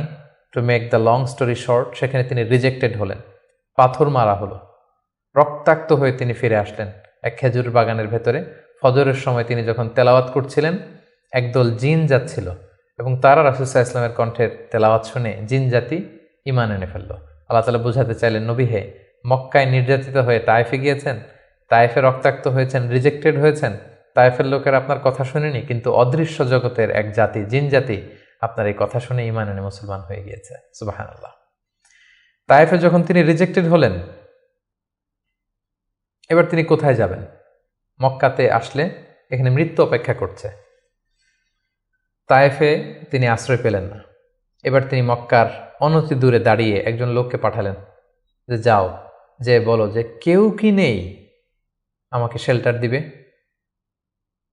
আমার তো এটা আমার শেকড়, জন্মভূমি, আমার বাবা দাদা সবাই এ এলাকার, আমার স্মৃতি, শৈশব কৈশোর সব এখানে। আমি তো তোমাদের সাথে কোনো খারাপ আচরণ কখনো করিনি, কাউকে ঠকাইনি, আমাকে থাকবার জন্য কি কেউ আশ্রয় দিবে না? কেউ তখন আবু জাহেল, উতবা, সাইবার ভয়ে রাসূল সাল্লাল্লাহু আলাইহি ওয়াসাল্লামকে আমান বা সিকিউরিটি দিতে রাজি হলো না, একজন লোক ছাড়া। তিনি হচ্ছেন মুতঈম ইবনে আদি। যদিও সে মুশরিক, কিন্তু রাসূল সাল্লাল্লাহু আলাইহি ওয়াসাল্লামকে শেল্টার বা আমান দেওয়ার জন্য রাজি হলো। আল্লাহর মেহেরবানি, এই মুশরিক মুতঈম ইবনে আদির শেল্টারে রাসূল সাল্লাল্লাহু আলাইহি ওয়াসাল্লাম মক্কায় ঢুকলেন, তাওয়াফ করলেন, মক্কায় থাকতে আরম্ভ করলেন। কিন্তু মক্কার পরিবেশ পরিস্থিতি মোটেও রাসূল সাল্লাল্লাহু আলাইহি ওয়াসাল্লামের অনুকূলে নয়। রাসূল সাল্লাল্লাহু আলাইহি ওয়াসাল্লাম খুব কষ্টে দিনাতিপাত করতে লাগলেন। কিছুদিন আগে চাচা হারিয়েছেন, ঘরের স্ত্রী খাদিজা রাদিয়াল্লাহু তাআলা আনহাকে হারিয়েছেন, তায়েফে যে নির্যাতিত হয়েছেন, ডানে বায়ে সামনে পেছনে সাহস জোগানোর মতো কেউ নেই। রাসূল সাল্লাল্লাহু আলাইহি ওয়াসাল্লামের হৃদয়টা ভেঙে চুরমার খান খান। ঠিক সেই মুহূর্তে নবুয়তির 11তম বৎসরে রাসূল সাল্লাল্লাহু আলাইহি ওয়াসাল্লামের হৃদয়টাকে আনন্দ দিয়ে ভরে দেবার জন্য স্পেশাল মিটিংয়ে রাসূল সাল্লাল্লাহু আলাইহি ওয়াসাল্লামকে ডেকে নিলেন আল্লাহ তাআলা তার আরশে। আল্লাহ তাআলা নাজিল করলেন, সুবহানাল্লাযী আসরা বিআবদিহি লাইলাম মিনাল মাসজিদিল হারাম ইলাল মাসজিদিল আকসা। তিনি মসজিদে হারাম থেকে এক রাত্রিবেলা রাসূল সাল্লাল্লাহু আলাইহি ওয়াসাল্লামকে জিবরাইল আলাইহিস সালামের মারফত তিনি মসজিদে আকসায় নিলেন, সেখান থেকে 7 আকাশ ভ্রমণ করিয়ে আল্লাহর আরশে নিয়ে গেলেন। সুবহানাল্লাহ। সেখানে সালাত ফরজ করা হলো। রাসূল সাল্লাল্লাহু আলাইহি ওয়াসাল্লামের সাথে একান্তে আল্লাহ তাআলা কথোপকথন করলেন, রাসূল সাল্লাল্লাহু আলাইহি ওয়াসাল্লামের মন ভালো করে দিলেন। মেরাজ থেকে তিনি ফিরে আসলেন, কিন্তু এখন যাবেন কোথায়? মক্কায় তো থাকার পরিবেশ নেই। তখন তিনি ওনার গ্লোবাল নেভিগেশন এটা বাড়ানোর জন্য ট্রাই করলেন যে ফরেন লোক আমি পাই কিনা, যে বিদেশে কোথাও যেয়ে থাকা যায় কিনা, প্রবাসে। রাসূল সাল্লাল্লাহু আলাইহি ওয়াসাল্লাম তখন হজের মৌসুমটাকে বেছে নিলেন, কারণ হজে মক্কায় হাজার হাজার লোক চারদিক থেকে আসতো এবং হজের মৌসুমগুলোতে আবু জাহেল, উতবা, সাইবা, ওয়ালিদ ইবনে মুগীরা তারা মক্কায় প্রবেশের যে প্রধান ফটক বা গেটে সেখানে দাঁড়িয়ে হাজিদেরকে বলতো, খবরদার, মক্কার যেখানে মনে চায় যাও, মানাসিকুল হাজ, হজ পালন করো, কিন্তু মক্কায় একজন পাগল আছে, তার নাম মুহাম্মদ, তার কাছে যেও না, সে এমন কথা বলবে তোমাকেও পাগল বানায় ফেলবে। আমরা জানি যে আল ইনসানু হারিসুন আলা মা মুনিআ, মানুষকে যেটা থেকে বারণ করা হয় মানুষের সেটার ব্যাপারে আগ্রহ থাকে বেশি। সবাই তখন মক্কায় যে খুঁজতে আরম্ভ করলো যে কে এই মুহাম্মদ। যারাই রাসূল সাল্লাল্লাহু আলাইহি ওয়াসাল্লামের কাছে আসতো, রাসূল সাল্লাল্লাহু আলাইহি ওয়াসাল্লাম তাদেরকে আল্লাহ নাজিল করা কোরআন তেলাওয়াত শোনায় দিতেন এবং রাসূল সাল্লাল্লাহু আলাইহি ওয়াসাল্লামের কণ্ঠে কোরআন তেলাওয়াত শুনে এরকম অনেক ভিনদেশী মুসলমান হয়ে গিয়েছিল। সুবহানাল্লাহ বিহামদিহি। কিন্তু রাসূল সাল্লাল্লাহু আলাইহি ওয়াসাল্লামের তো একটা সেটেলমেন্ট লাগবে। কোথায় যাবেন তিনি? তিনি মিনাতে এবং আকাবাতে খুঁজতে আরম্ভ করলেন। নবুয়তির 11তম বৎসরে খুঁজতে খুঁজতে হঠাৎ মিনার একটা টেন্টে, তাঁবুতে তিনি ঢুকলেন। 6 জন লোক সেখানে বসা। রাসূল সাল্লাল্লাহু আলাইহি ওয়াসাল্লাম জিজ্ঞেস করলেন, তোমরা কারা? তারা বলল, আমরা খাজরাজ গোষ্ঠীর মানুষ, ইয়াসরিব আমাদের বাড়ি। মদিনার পুরো নাম ছিল ইয়াসরিব। তাদের সংখ্যা ছিল মাত্র 6 জন। সুবহানাল্লাহ। আসলে পৃথিবীতে যত বড় কাজ হয়েছে, যত বিপ্লব হয়েছে, এগুলো কিন্তু হয়েছে সামান্য কয়েকজন লোক থেকে শুরু হয়েছে, পরে এটা বিপ্লবের রূপ নিয়েছে। এই যে দেখেন, ইমানের বীজ আল্লাহ তাআলা কিভাবে এই 6 জন লোকের মাধ্যমে মদিনাতে পৌঁছাবে। রাসূল সাল্লাল্লাহু আলাইহি ওয়াসাল্লাম বললেন, তোমরা খাজরাজের 6 জন? কোন খাজরাজ, কোন ইয়াসরিব? ওই যে ইয়াসরিবের পাশে ইহুদিরা বাস করে? তারা বললেন হ্যাঁ। রাসূল সাল্লাল্লাহু আলাইহি ওয়াসাল্লাম বললেন, তোমাদের কি কিছু সময় হবে, আমি তোমাদের কিছু শোনাবো? তারা বললেন হ্যাঁ, শোনান। রাসূল সাল্লাল্লাহু আলাইহি ওয়াসাল্লাম কোরআনের আয়াত তেলাওয়াত করলেন। তারা যতই শুনতে লাগলো, অভিভূত হতে লাগলো, মোহিত হতে লাগলো। রাসূল সাল্লাল্লাহু আলাইহি ওয়াসাল্লামের হাতে হাত রেখে শাহাদা পড়ে তারা মুমিন হয়ে গেল। এবং রাসূল সাল্লাল্লাহু আলাইহি ওয়াসাল্লাম বললেন, যাও, তোমরা এই কোরআনের কথা, আমি যে নবী, আমি যে শেষ নবী, এই কথা তোমাদের লোকালয়ে, তোমাদের জনপদে যেয়ে তোমরা বলো। এবং তারা যে ইয়াসরিবে ফিরে যেয়ে আরও 6 জনকে নিয়ে পরের বছর আসলো। নবুয়তির 12তম বৎসর রাসূল সাল্লাল্লাহু আলাইহি ওয়াসাল্লাম খুঁজে খুঁজে হাজিদের তাঁবু খুঁজে খুঁজে সেই 12 জনের তাঁবুতে গেলেন এবং তারা 12 জন রাসূল সাল্লাল্লাহু আলাইহি ওয়াসাল্লামের হাতে হাত রেখে একটা শপথ করেছিলেন। এটাকে বলা হয় বাইআতুল আকাবা আল উলা, আকাবার প্রথম শপথ। মিনার পাশেই যে পাহাড় বেষ্টিত এরিয়া, এটাকে আকাবা বলে। এই আকাবার প্রথম শপথে 12 জন তারা রাসূল সাল্লাল্লাহু আলাইহি ওয়াসাল্লামের হাতে হাত রেখে শপথ করলো যে নবী, আপনি যা বলেন আমরা তাই শুনব, আপনি যে আদেশ দেন সেটাই আমরা মাথা পেতে নেব। রাসূল সাল্লাল্লাহু আলাইহি ওয়াসাল্লাম খুশি হলেন, তার হৃদয়ে আশার সঞ্চার হলো যে না, হয়তো ইয়াসরিবে আমি চলে যেতে পারবো। এবং এই 12 জনকে সাথে করে রাসূল সাল্লাল্লাহু আলাইহি ওয়াসাল্লাম মক্কার একজন নমুসলিম সাহাবীকে পাঠালেন, যার নাম হচ্ছে মুসআব। বললেন যে মুসআব, তুমি অন বিহাফ অফ মি, কোরআনের আয়াতগুলো, ইসলামের যে বিধানগুলো এসেছে এগুলো এই 12 জনের সাথে তুমি ইয়াসরিবে চলে যাও as a brand ambassador of Islam. ইসলামের প্রথম অ্যাম্বাসেডর হিসেবে তিনি মক্কা থেকে মদিনায় গিয়েছিলেন। এবং মুসআব ছিলেন খুব ড্যাশিং চেহারার একজন সাহাবী। তার আতরের ঘ্রাণ, যে দামি পারফিউম তিনি ইউজ করতেন, এটা শুকে এই ঘ্রাণ যারা পেয়েছে তারা বিমোহিত হয়েছে সবসময়। দেখেন, একজন দায়ীর কোয়ালিটি কিন্তু এটা, তাকে খুব স্মার্ট হতে হবে। এবং রাসূল সাল্লাল্লাহু আলাইহি ওয়াসাল্লামের খুব চমৎকার সিলেকশন, তিনি মুসআব ইবনে উমাইরকে এই কাজের জন্য সিলেক্ট করেছেন। এই 12 জনকে নিয়ে মুসআব রাদিয়াল্লাহু তাআলা আনহু তিনি ইয়াসরিবে ফিরে গেলেন এবং তিনি অল্প কিছুদিনের ব্যবধানে কয়েকশো মানুষকে মুসলিম বানিয়ে ফেললেন। সুবহানাল্লাহ বিহামদি, ইসলামের বাণী তিনি প্রচার করে ফেললেন। এবং রাসূল সাল্লাল্লাহু আলাইহি ওয়াসাল্লাম তখন নও-মুসলিম যারা অবশিষ্ট ছিল তাদের সবাইকে ইয়াসরিবে চলে যেতে বললেন, যেহেতু মুসআব রাদিয়াল্লাহু তাআলা আনহু সেখানে যে একটা গ্রাউন্ড তৈরি করেছেন, সেখানে মুসলমান দল ভারী হতে শুরু করেছে। রাসূল সাল্লাল্লাহু আলাইহি ওয়াসাল্লাম নও-মুসলিম সাহাবীদেরকে ওখানে পাঠালেন এবং তার পরের বছর নবুয়তির 13তম বৎসরে আবার সেই মিনার হাজি ক্যাম্পে রাসূল সাল্লাল্লাহু আলাইহি ওয়াসাল্লাম অপেক্ষা করলেন যে দেখি মুসআব ইবনে উমাইর এবং সেই 12 জন তারা কি করে। তারা 13তম বৎসরে 75 জন নিয়ে 75% তারা নিয়ে রাসূল সাল্লাল্লাহু আলাইহি ওয়াসাল্লামের হাতে বায়াত গ্রহণ করেছিলেন। এবং সম্মানিত সুদী, এবারের বায়াতটা ছিল পলিটিক্যাল বাইয়া। নবুয়তির 12তম বৎসরে 12 জন সাহাবী, যারা 12 জন শপথ নিয়েছিল, সেটা ছিল বাইয়াতুল আকাবাল উলা। এবার 75 জন নিল পলিটিক্যাল বাইয়া, বাইয়াতুল আকাবা সানিয়া, যে শুধু আমার আনুগত্য না, আমার জীবন মানে তোমাদের জীবন, তোমাদের জীবন আমার জীবন, তোমরা তোমাদের জীবন বাঁচানোর জন্য যা করবে আমি নবীকে বাঁচানোর জন্য তাই করতে হবে। আদাম বিদ্দাম আল হাদাম আল হাদাম। তারা পলিটিক্যাল বাইয়া আনিল এবং রাসূল সাল্লাল্লাহু আলাইহি ওয়াসাল্লামকে বলল যে ইয়া রাসূলুল্লাহ, আপনার জন্য আমাদের জীবন কুরবান। The land of Yathrib is completely ready for you, we just waiting for your arrival. আমরা আপনার আগমনের, শুভাগমনের অপেক্ষায়, আপনি আসুন, আমরা আপনাকে সাপোর্ট দিব, আমরা সেখানে ইসলামী সাম্রাজ্য গড়ে তুলব। রাসূল সাল্লাল্লাহু আলাইহি ওয়াসাল্লাম তিনি আশা পেলেন এবং আল্লাহ তাআলা ইঙ্গিত দিলেন যে মুহাম্মদ, তোমাকে সেই ইয়াসরিবে ফিরে যেতে হবে। রাসূল সাল্লাল্লাহু আলাইহি ওয়াসাল্লাম বললেন, তোমাদের মধ্য থেকে আমি 12 জনকে নাকিব বানাতে চাই, 12 জন লিডার, তোমরা যে ইসলাম প্রচার করবে। তারা গেল এবং ঠিক এই বাইআতুল আকাবা সানিয়ার 2.5 মাস পরে রাসূলুল্লাহ সাল্লাল্লাহু আলাইহি ওয়াসাল্লাম হিজরত করলেন। হিজরতের ব্যাপারে আমার বিভিন্ন আলোচনাতে আমরা সেখানে ফুটিয়ে তুলেছি। আজকের এই পর্বে, যেহেতু এটা একটা সংক্ষিপ্ত পর্ব এবং এক পর্বে আমরা পুরো জীবনীকে কভার করতে চাচ্ছি, আমরা হিজরত নিয়ে বিস্তারিত আলোচনা করতে পারছি না। প্রিয় সুধী, এবার আমরা রাসূল সাল্লাল্লাহু আলাইহি ওয়াসাল্লামের জীবনীর 3য় পর্ব বা 3য় ভাগ শুরু করব, যেটা আমরা বলেছিলাম হিজরতের পর থেকে শুরু করে ইন্তেকাল পর্যন্ত। রাসূল সাল্লাল্লাহু আলাইহি ওয়াসাল্লাম হিজরত করে সাইয়েদনা আবু বকর রাদিয়াল্লাহু তাআলা আনহুকে নিয়ে মদিনায় আসলেন। মদিনাবাসী আনন্দিত, উচ্ছ্বসিত, উদ্বেলিত রাসূল সাল্লাল্লাহু আলাইহি ওয়াসাল্লামকে পেয়ে। রাসূল সাল্লাল্লাহু আলাইহি ওয়াসাল্লাম প্রথমে এসেই কোবা একটা এলাকা আছে, কোবা পল্লীতে তিনি কয়েকদিন থাকলেন এবং সেখানে একটা ছোট্ট মসজিদ নির্মাণ করলেন। তারপর তিনি মদিনাতে গেলেন। আসলে জায়গাটা ছিল ইয়াসরিব, তিনি যে জায়গাটার নাম পরিবর্তন করে মাদিনা করলেন, মাদিনাতুন নবী বা তাইবা, পবিত্র নগরী। সেখানে যে ইয়াসরিবে যেও তিনি একটি মসজিদ প্রতিষ্ঠা করলেন, যে মসজিদটা হচ্ছে মসজিদে নববী, নবীর প্রতিষ্ঠিত মসজিদ। এবং এই মসজিদে তিনি 10 বছর ইমামতি করেছেন। এই মসজিদটাই ওনার সব কিছু ছিল। ফরেন ডেলিগেশন আসলে এখানে দেখা করতেন, এখানে তিনি আহলে সুফাদেরকে শিক্ষা দিতেন। এটাই ইউনিভার্সিটি ছিল, এটাই হাইকোর্ট, এটাই সুপ্রিম কোর্ট, এখানে বিচার কার্য পরিচালনা করতেন। এখান থেকে তিনি সামরিক অভিযানগুলো পরিচালনা করতেন। মদিনাতে তিনি এসে দেখলেন যে মদিনাতে হিজরত করা সাহাবারা, মদিনায় যারা মুসলিম হয়েছে তারা, তার মানে মুসলিম একটা কমিউনিটি, আবার দেখলেন কিছু মুশরিক কমিউনিটি আছে যারা এখনও মুসলিম হয়নি। আবার তিনি দেখলেন যে ইহুদিদের একটা কমিউনিটি আছে, 3 দিকে তারা থাকে। তাদের 3টা গোত্র, বনু কাইনুকা, বনু নাদির, বনু কুরাইদা। তিনি ভাবলেন যে সবাই মিলে একটা সংঘবদ্ধ আমাদের চার্টার থাকা দরকার। তিনি তাদের সবার সাথে বসলেন, তিনি মদিনা চার্টার করলেন, যেটাকে মদিনা সনদ বলা হয়। সুবহানাল্লাহ। তিনি মদিনা চার্টারে উল্লেখ করলেন যে আমরা মদিনাকে রক্ষার জন্য মুসলিম, প্যাগানস, জিউস সবাই এক, আমরা একে অপরের সাথে মিত্রতা থাকবে এবং বহিঃশত্রুর আক্রমণ থেকে আমরা একে অপরকে রক্ষা করব।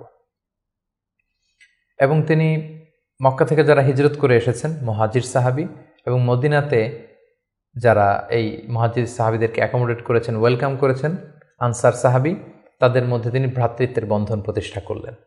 শুরু হলো মদিনার নতুন জার্নি। প্রথম বছরে অর্থাৎ প্রথম হিজরিতে তিনি এই কাজগুলো করলেন। দ্বিতীয় হিজরিতে একটা সিগনিফিক্যান্ট ঘটনা ঘটলো, সেটা হচ্ছে কেবলা চেঞ্জ করে দেয়া হলো। রাসূল সাল্লাল্লাহু আলাইহি ওয়াসাল্লাম মদিনাতে এসে 16-17 মাস বাইতুল মাকদাসের দিকে হয়ে নামাজ পড়তেন, কিন্তু চাইতেন যে মক্কায় যদি আল্লাহ তাআলা চেঞ্জ করে দিতেন কতই না ভালো হতো। আল্লাহ তাআলা চেঞ্জ করে দিলেন। আল্লাহ বললেন, ফাওয়াল্লি ওয়াজহাকা শাতরাল মসজিদিল হারাম, নবী হে আপনি মসজিদুল হারামের দিকে মুখ ফিরিয়ে এখন থেকে নামাজ পড়বেন। এটা দ্বিতীয় হিজরির ঘটনা। দ্বিতীয় হিজরির সবচাইতে গুরুত্বপূর্ণ ইনসিডেন্ট হচ্ছে দ্য ব্যাটল অফ বাদর, গজওয়াতুল বাদর, বদরের যুদ্ধ। কারণ কুরাইশরা তো তারা দেখলো যে না, মুহাম্মদ হাতছাড়া হয়ে গেল, সব মুসলিমরা হাতছাড়া হয়ে গেল, তাদেরকে তো সহজে ছেড়ে দেওয়া যায় না। তখন একটা যুদ্ধ হলো, বিশাল যুদ্ধ। রাসূল সাল্লাল্লাহু আলাইহি ওয়াসাল্লাম একটা ক্যারাভান আটকাতে গেলেন, কিন্তু তারা খবর পাঠালো যে মুহাম্মদ তার সৈন্য নিয়ে অ্যাটাক করছে। তারা 1000 সৈন্য নিয়ে আসলো বদরের প্রান্তরে, মদিনা থেকে 70-80 কিলো দূরে। মুসলমানদের সংখ্যা ছিল মাত্র 314 জন। বিশাল রক্তক্ষয়ী যুদ্ধ হলো। আল্লাহ তাআলা মুসলিমদেরকে ফেরেশতা দিয়ে, আসমানি মাদাদ দিয়ে সাহায্য করলেন। আল্লাহ বললেন, ওয়ালাকাদ নাসারাকুমুল্লাহু বিবাদরি ওয়া আনতুম আদিল্লাহ। আল্লাহ তোমাদেরকে বদরের প্রান্তরে সহায়তা করেছিলেন, তোমরা খুব দুর্বল ছিলে, ফেরেশতা দিয়ে আমি তোমাদেরকে সহযোগিতা করেছি, বিজয় এনে দিয়েছি। মুসলিমরা বিজয় লাভ করলো। 70 জন কুরাইশ নিহত হলো, 70 জন বন্দী হলো, মুসলমানরা জয়লাভ করলো। দ্বিতীয় হিজরির আরেকটা ইনসিডেন্ট হচ্ছে, আমি বলেছি যে 3টা জিউস ট্রাইব, ইহুদি গোত্র ছিল। এর মধ্যে একটা গোত্র কাইনুকা, তারা এক মুসলিম নারীকে তার শ্লীলতাহানি করে এবং তারা চুক্তি ভঙ্গ করে। পরে রাসূল সাল্লাল্লাহু আলাইহি ওয়াসাল্লাম তাদেরকে অবরোধ করলেন এবং মদিনা থেকে বের করে দিলেন, এক্সাইল দিলেন, নির্বাসন। কারণ কি ছিল? তারা চুক্তি ভঙ্গ করেছে। রাসূল সাল্লাল্লাহু আলাইহি ওয়াসাল্লাম কখনো আগ বাড়িয়ে কারোর সাথে বিরোধিতায় জড়াননি, শান্তি নষ্ট করেননি। তিনি মদিনায় যে একটা শান্তিময় সাম্রাজ্য গঠন করবার জন্য মদিনা চার্টার করেছেন, মদিনা সনদ আমরা যেটা বলেছি। কিন্তু সর্বপ্রথম এটা ভঙ্গ করলো কারা? বনু কাইনুকা নামে যে ইহুদি গোত্র আছে তারা। ফলে রাসূল সাল্লাল্লাহু আলাইহি ওয়াসাল্লাম তাদেরকে নির্বাসন দিলেন। এবং দ্বিতীয় হিজরিতে রোজার বিধান এবং যাকাতের বিধানকে ফরজ করা হলো। তৃতীয় হিজরির সবচেয়ে গুরুত্বপূর্ণ ঘটনা হচ্ছে উহুদের যুদ্ধ। কারণ 1 বছর আগে দ্বিতীয় হিজরিতে কুরাইশদের 70 জন নিহত হয়েছে, 70 জন বন্দী হয়েছে। তাদের যেই ক্ষত, ঘা, এটা শুকায়নি। সেটা প্রতিশোধ নেওয়ার জন্য তারা আসলো 3000 সৈন্য নিয়ে। মুসলিমরা ছিল মাত্র 1000। ইনিশিয়ালি রাসূল সাল্লাল্লাহু আলাইহি ওয়াসাল্লামের কিছু দিক নির্দেশনা অমান্য করার কারণে মুসলিমরা পরাজিত হতে আরম্ভ করলো, কিন্তু শেষের দিকে তারা আবার যুদ্ধে একটা ব্যালেন্স তৈরি করলো। কিন্তু তারপরেও 70 জন মুসলিম এই যুদ্ধে শহীদ হয়েছেন। এবং রাসূল সাল্লাল্লাহু আলাইহি ওয়াসাল্লাম তার প্রিয়তম চাচা হামজা ইবনে আব্দুল মুত্তালিব, যাকে সাইয়্যিদুশ শুহাদা ঘোষণা দেওয়া হয়েছে, এবং যে মুসআব ইবনে উমাইরকে দ্য ফার্স্ট অ্যাম্বাসেডর করে তিনি পাঠিয়েছিলেন, এই যুদ্ধে তিনিও শহীদ হয়েছেন। 70 জন সাহাবীকে রাসূল সাল্লাল্লাহু আলাইহি ওয়াসাল্লাম হারিয়েছেন সেই যুদ্ধে। তৃতীয় হিজরিতে রাসূল সাল্লাল্লাহু আলাইহি ওয়াসাল্লাম হাফসা রাদিয়াল্লাহু তাআলা আনহাকে বিয়ে করেন, জাইনাব বিনতে খুজাইমাকে বিয়ে করেন। এবং তৃতীয় হিজরি সনে ফাতিমা রাদিয়াল্লাহু তাআলা আনহা, আলী রাদিয়াল্লাহু তাআলা আনহার ঘরকে উজালা করে রাসূল সাল্লাল্লাহু আলাইহি ওয়াসাল্লামের প্রথম নাতি হাসান রাদিয়াল্লাহু তাআলা আনহু জন্মগ্রহণ করেছিলেন। চতুর্থ হিজরির একটা মর্মান্তিক ঘটনা হচ্ছে বীরে মাউনার ঘটনা। নজদ থেকে কিছু লোক এসে রাসূল সাল্লাল্লাহু আলাইহি ওয়াসাল্লামকে বললেন, আপনি কিছু সাহাবাকে, কারি সাহাবাকে, হাফেজ সাহাবাদেরকে আমাদের সাথে পাঠান, তারা নজদে এসে আমাদেরকে ইসলাম শিখাবে। রাসূল সাল্লাল্লাহু আলাইহি ওয়াসাল্লাম 70 জন কারি সাহাবাকে বিশ্বাস করে পাঠিয়েছিলেন যে তাদেরকে নিয়ে যাও, তারা ইসলাম শিখাবে। কিন্তু তারা বিশ্বাসঘাতকতা করে এই সাহাবীদেরকে হত্যা করেছিল। এটা বীরে মাউনার ঘটনা। রাসূলুল্লাহ সাল্লাল্লাহু আলাইহি ওয়াসাল্লাম অত্যন্ত মর্মাহত হয়েছিলেন। এবং চতুর্থ হিজরির আরেকটা ঘটনা হচ্ছে যে বনু নাদির, ইহুদিদের যে দ্বিতীয় গোষ্ঠী, বনু নাদিরকে রাসূলুল্লাহ সাল্লাল্লাহু আলাইহি ওয়াসাল্লাম নির্বাসন দিয়েছিলেন, মদিনা থেকে বের করে দিয়েছিলেন। কারণ কি? একই ঘটনা, বিশ্বাসঘাতকতা, দ্য ট্রেচারি, বিশ্বাসঘাতকতার কারণে। রাসূলুল্লাহ সাল্লাল্লাহু আলাইহি ওয়াসাল্লাম আবু বকর, ওমর ফারুককে নিয়ে রক্তপণ কালেকশন করবার জন্য সেখানে গিয়েছিলেন এবং তারা বলল যে হ্যাঁ, আমরা এটাতে অংশগ্রহণ করবো, আপনি আসুন। কিন্তু তারা প্ল্যান করে রেখেছিল যে রাসূলুল্লাহ সাল্লাল্লাহু আলাইহি ওয়াসাল্লামকে এমন একটা ঘরের নিচে বসাবেন, যেই ঘরের উপর থেকে একজন ইহুদি বড় একটা পাথরের খণ্ড রাসূলুল্লাহ সাল্লাল্লাহু আলাইহি ওয়াসাল্লামের মাথায় নিক্ষেপ করবেন, যাতে রাসূলুল্লাহ সাল্লাল্লাহু আলাইহি ওয়াসাল্লাম সেখানে নিহত হন। এই প্ল্যান করে রাসূলুল্লাহ সাল্লাল্লাহু আলাইহি ওয়াসাল্লামকে ঠিক ওই লোকেশনে যখন ডাকলেন, রাসূলুল্লাহ সাল্লাল্লাহু আলাইহি ওয়াসাল্লাম যাচ্ছিলেন, ইন দ্য মিন টাইম আল্লাহ তাআলা রাসূলুল্লাহ সাল্লাল্লাহু আলাইহি ওয়াসাল্লামকে সব জানিয়ে দিলেন, তাদের কনস্পাইরেসি। জিবরাইল আলাইহিস সালাম বললেন, ইয়া রাসূলুল্লাহ, এই মুহূর্তে এখান থেকে আপনি চলে যান মদিনায়। মদিনায় আসলেন, এসে বিশাল বাহিনী গঠন করে বনু নাদিরকে তিনি ঘেরাও করলেন এবং তাদেরকে এই এলাকা থেকে উৎখাত করলেন এই বিশ্বাসঘাতকতার কারণে। যেহেতু মদিনা চার্টার ছিল, একে অপরের শুভ কামনা করবে, শুভাকাঙ্ক্ষী হবে, মিত্র হিসেবে কাজ করবে, কিন্তু তারা রাসূলুল্লাহ সাল্লাল্লাহু আলাইহি ওয়াসাল্লামকে হত্যার ষড়যন্ত্র করেছিল। তাদেরকে রাসূলুল্লাহ সাল্লাল্লাহু আলাইহি ওয়াসাল্লাম এখান থেকে বের করে দিলেন। এবং চতুর্থ হিজরিতে মদকে আল্লাহ তাআলা হারাম ঘোষণা করলেন। এটা ছিল একটা গুরুত্বপূর্ণ ঘটনা। পঞ্চম হিজরিতে অনেকগুলো ঘটনা ঘটেছে, এর মধ্যে অন্যতম হচ্ছে বনু মুস্তালিকের যুদ্ধ হয়েছিল। তারা রাসূলুল্লাহ সাল্লাল্লাহু আলাইহি ওয়াসাল্লামকে অতর্কিত আক্রমণ করতে চেয়েছিল, রাসূলুল্লাহ সাল্লাল্লাহু আলাইহি ওয়াসাল্লাম আগেই তাদেরকে আক্রমণ করে এলাকা দখল করলেন। এবং সেখান থেকে ফিরে আসবার সময় ইফকের যে ঘটনা আমরা জানি, আম্মা জান আয়েশা রাদিয়াল্লাহু তাআলা আনহাকে অপবাদ দেয়া হয়েছিল। সফওয়ান ইবনে মুআত্তাল রাদিয়াল্লাহু তাআলা আনহুর সাথে তার অবৈধ সম্পর্ক আছে বলে মুনাফিকরা ছড়িয়ে দিয়েছিল, নাউযুবিল্লাহ। এবং আল্লাহ তাআলা আরশের উপর থেকে তিনি আম্মা জান আয়েশার পবিত্রতা ঘোষণা করেছেন। সুবহানাল্লাহি বিহামদিহি। এই ঘটনা পঞ্চম হিজরিতে ঘটেছিল। এবং পঞ্চম হিজরির সবচেয়ে ভয়ানক ঘটনা হচ্ছে আহজাবের যুদ্ধ বা খন্দকের যুদ্ধ। ইহুদি দুইটা গোষ্ঠী, তারা যখন মদিনা থেকে নির্বাসিত হলো তাদের বিশ্বাসঘাতকতার কারণে, তারা যে কুরাইশদের লিডারদেরকে ফুসলাতে লাগলো, গাতাফান গোত্রের লিডারদেরকে ফুসলাতে লাগলো, আরবদেরকে ফুসলাতে লাগলো যে মুহাম্মদ কিন্তু তার দলবল নিয়ে দিনকে দিন শক্তিশালী হচ্ছে, এখনই সময়। এবছর যদি আমরা তাকে অ্যাটাক করে পরাহত করতে না পারে, আমরা আটকাতে পারবো না। ফুসলাতে প্রভোগ করতে করতে তারা 10,000 সৈন্য জমা করলো এবং তারা প্ল্যান করলো যে আমরা 10,000 অ্যাটাক করব। আর ইহুদিদের একটা গোত্র ছিল বনু কুরাইজা, তারা এখনো পর্যন্ত কোনো চুক্তি ভঙ্গ করেনি, ফলে আপ আনটিল দ্যাট টাইম তাদের সাথে রাসূলুল্লাহ সাল্লাল্লাহু আলাইহি ওয়াসাল্লামের সুসম্পর্ক ছিল এক ধরনের। তারা প্ল্যান করলো কোনোভাবে আমরা ভেতর থেকে বিশ্বাসঘাতকতার জন্য বনু কুরাইজাকে আমরা বলবো। তারা সেটাই করলো, 10,000 সৈন্য মদিনাতে অ্যাটাক করলো। এখন রাসূলুল্লাহ সাল্লাল্লাহু আলাইহি ওয়াসাল্লাম কী করবেন? এই ছোট্ট বাহিনী নিয়ে তো 10,000 শক্তিশালী বাহিনীকে সামলানো সম্ভব নয়। রাসূলুল্লাহ সাল্লাল্লাহু আলাইহি ওয়াসাল্লাম মিটিং করলেন, কনসাল্ট করলেন। সালমান আল ফারিসি তিনি বললেন যে আমরা আমাদের পারস্যে যুদ্ধের অনেকগুলো মাধ্যমের একটা মাধ্যম হচ্ছে ট্রেঞ্চ খনন করি, পরিখা খনন করি।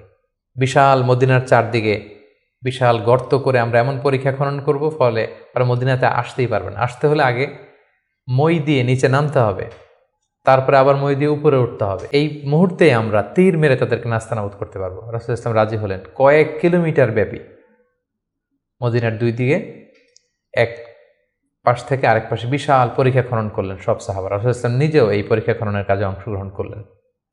10,000 সৈন্যবাহিনী আসলো। তারা ভেতর থেকে বনু কুরাইজাকে বিশ্বাসঘাতকতার জন্য উদ্বুদ্ধ করলো। তারা রাজি হচ্ছিল না, অবশেষে রাজি হলো। রাসূলুল্লাহ ইসলাম আল্লাহ সাহায্য চাইলেন যে আল্লাহ, ভেতর থেকে যদি বনু কুরাইজা বিশ্বাসঘাতকতা করে অ্যাটাক করে, বাইরে থেকে ওরা যদি আসে, আমরা তো শেষ হয়ে যাব। আল্লাহ তাআলা এমন তুফান দিলেন, এমন বাতাস দিলেন, এমন ঠান্ডা আবহাওয়া দিলেন, 10,000 সৈন্য, অস্ত্র শস্ত্রে সজ্জিত সৈন্য নাস্তানাবুদ হয়ে লণ্ডভণ্ড হয়ে কে কোথায় গেল, কাদের তাবু ভেঙে কে কোন দিকে ছুটলো, তারা নিজেরাও টের পেল না। এভাবে আল্লাহ তাআলা এই কনফেডারেটস, এই বিশাল বাহিনীর হাত থেকে রাসূল সাল্লাল্লাহু আলাইহি ওয়াসাল্লামকে মদিনাবাসীকে রক্ষা করলেন। রাসূল সাল্লাল্লাহু আলাইহি ওয়াসাল্লাম এবার তলোয়ার নামিয়ে ফেলতে চাইলেন। জিবরাইল আলাইহিস সালাম বললেন, হে রাসূলুল্লাহ, আপনি যুদ্ধ শেষ করেছেন, আমরা তো করিনি। বনু কুরাইজার কথা কি ভুলে গেছেন? ইহুদিদের যে একটা ট্রাইব, যারা বিশ্বাসঘাতকতা করলো, তাদেরকে অ্যাটাক করুন। রাসূলুল্লাহ সাল্লাল্লাহু আলাইহি ওয়াসাল্লাম পঞ্চম হিজরিতে এবার বনু কুরাইজাকে অ্যাটাক করলেন। পরে তারা বাধ্য হলো তাদের মিত্র সাদ বিন মুআজ রাদিয়াল্লাহু তাআলা আনহু যেটা বলবে এটাই ফয়সালা হবে। দীর্ঘদিন তারা রাসূল সাল্লাল্লাহু আলাইহি ওয়াসাল্লাম তাদেরকে চারদিক থেকে ঘেরাও করে রাখলো। পরে সাদ বিন মুআজ বললেন যে এটা বড় বিশ্বাসঘাতকতা, তাদের এই বিশ্বাসঘাতকতা যদি সফল হতো আমরা সবাই মারা যেতাম। সো আমার রায় হচ্ছে তাদের এই বিশ্বাসঘাতকতার শাস্তি হতে হবে অনেক বড়। তাদের মধ্য থেকে যারা মুসলিমদের বিরুদ্ধে তলোয়ার ধরেছে তাদেরকে এক্সিকিউশন করা হবে, তাদের নারীদেরকে বন্দী করা হবে। রাসূল সাল্লাল্লাহু আলাইহি ওয়াসাল্লাম সাদ বিন মুআজের এই পরামর্শকে মেনে নিলেন, এই রায়কে মেনে নিলেন। ৬ষ্ঠ হিজরিতে রাসূলুল্লাহ সাল্লাল্লাহু আলাইহি সাল্লাম তিনি স্বপ্ন দেখলেন যে তিনি উমরা করছেন, এবং আমরা জানি নবীদের স্বপ্ন হচ্ছে ওহী। তিনি সাহাবীদের কাছে স্বপ্নের কথা জানালেন। ১৪০০ সাহাবীকে নিয়ে তিনি উমরা করতে গেলেন। কিন্তু আমরা জানি যে উমরা করতে যেতে হবে মক্কায়। মক্কায় তো শত্রুর বসবাস, কুরাইশরা। তারা রাসূল সাল্লাল্লাহু আলাইহি ওয়াসাল্লামকে ঢুকতে দিল না। সাহাবারা বললেন, ইয়া রাসূলুল্লাহ, যুদ্ধের ঘোষণা দিন, আমরা যুদ্ধ করব। রাসূল সাল্লাল্লাহু আলাইহি ওয়াসাল্লাম বললেন, আমি যুদ্ধ করতে আসিনি, আমি উমরা করতে এসেছি। তখন সেখানে রাসূল সাল্লাল্লাহু আলাইহি ওয়াসাল্লাম তাদের সাথে একটা ট্রিটি করলেন, পিস ট্রিটি, যেটাকে ঐতিহাসিকরা হুদায়বিয়া সন্ধি বলা হয়। এটা ৬ষ্ঠ হিজরির জিলকদ মাসে হয়েছিল। সেখানে ট্রিটিতে বলা হয়েছে যে এবছর মুসলমানরা উমরা করতে পারবে না, ফিরে যাবে উমরা ছাড়াই। আগামী বছর আমরা সুযোগ দিব, তবে মাত্র ৩ দিনের জন্য আসবে, কোনো অস্ত্র ছাড়া উমরা করে চলে যাবে। সাহাবীরা এটা মানতেই চাচ্ছিলেন না। রাসূল সাল্লাল্লাহু আলাইহি ওয়াসাল্লাম বললেন যে থামো, আমরা এটাতেই রাজি।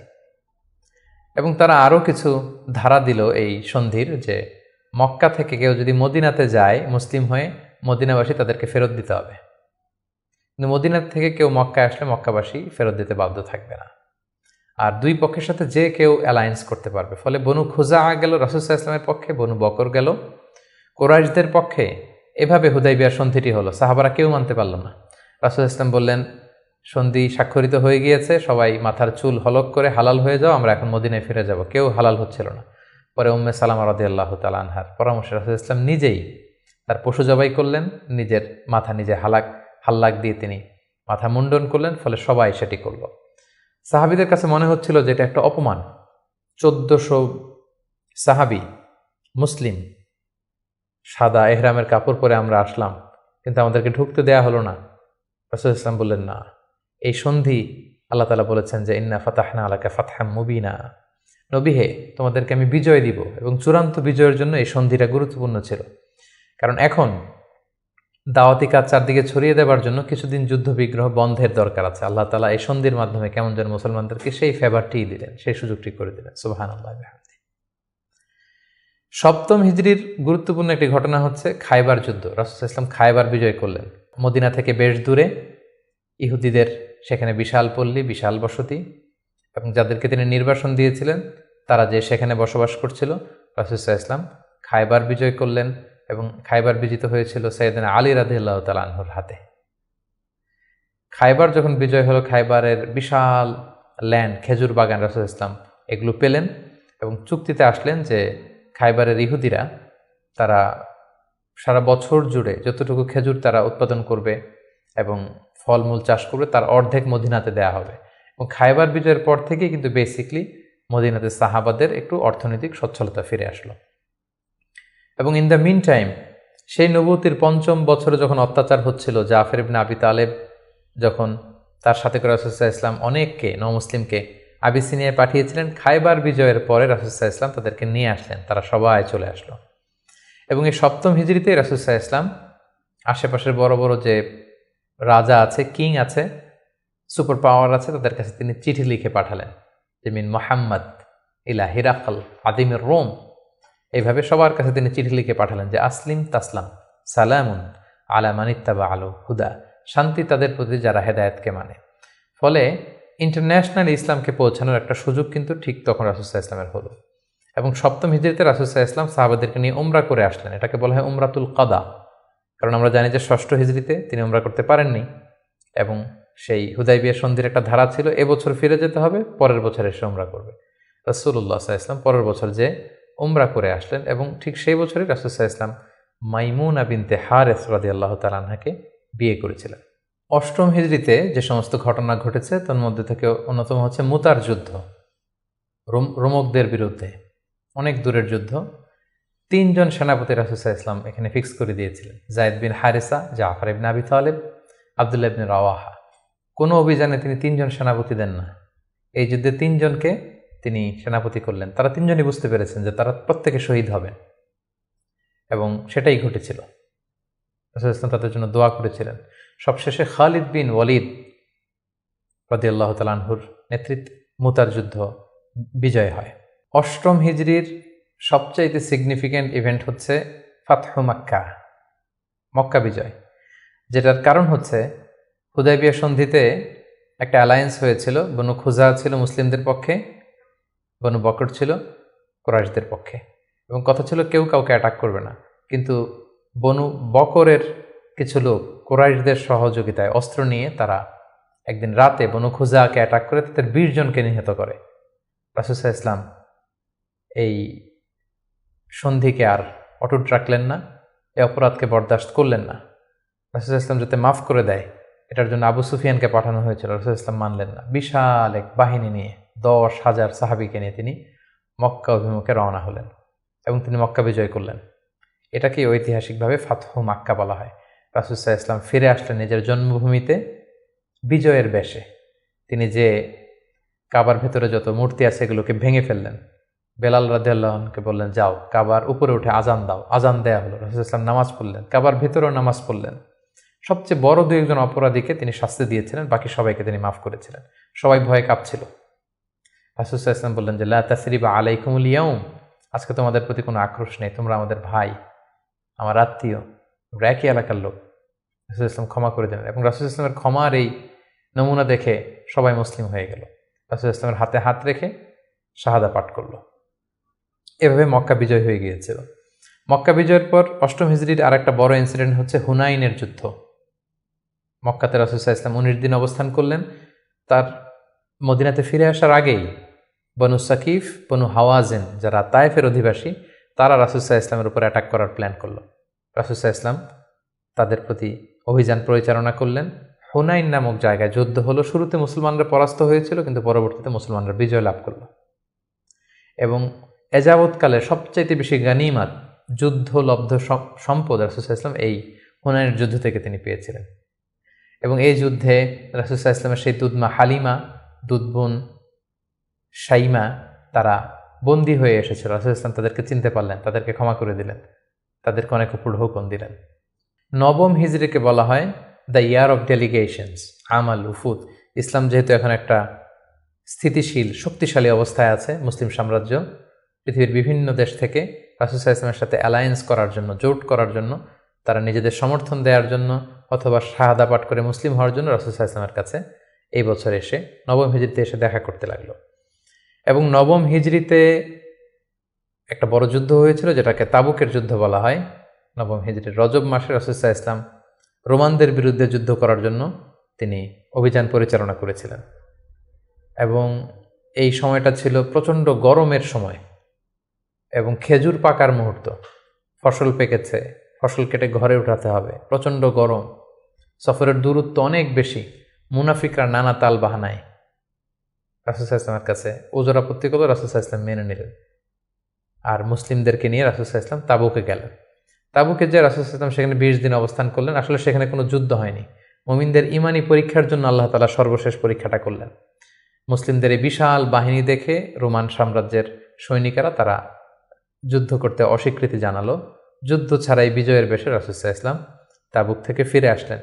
ফিরে আসার পথে রাসূল সাল্লাল্লাহু আলাইহি ওয়াসাল্লামকে জানানো হলো যে মুনাফিকরা একটা বিশেষ মসজিদ বানিয়েছে, সেখানে আপনাকে নিতে চায়।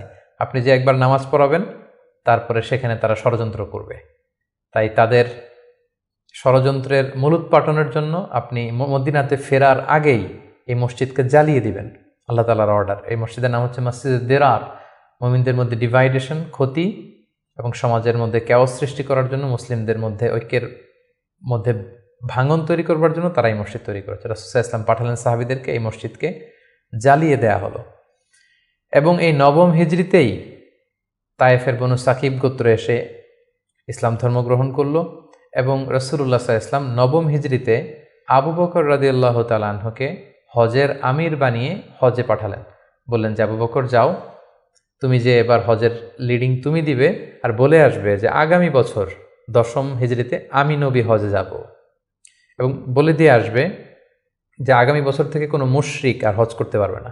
রাসূল সাল্লাল্লাহু আলাইহি ওয়াসাল্লামের নির্দেশনা পেয়ে নবম হিজরিতে আবু বকর রাদিয়াল্লাহু তাআলা আনহু তিনি হজ পরিচালনার জন্য গেলেন এবং যাওয়ার পথে পথিমধ্যে সকল আরব গোত্রগুলোকে তিনি জানিয়ে দিলেন যে আগামী বছর কিন্তু নবী হজে আসবে, ফলে কোনো মুশরিক আর আগামী বছর থেকে হজের সুযোগ পাবে না।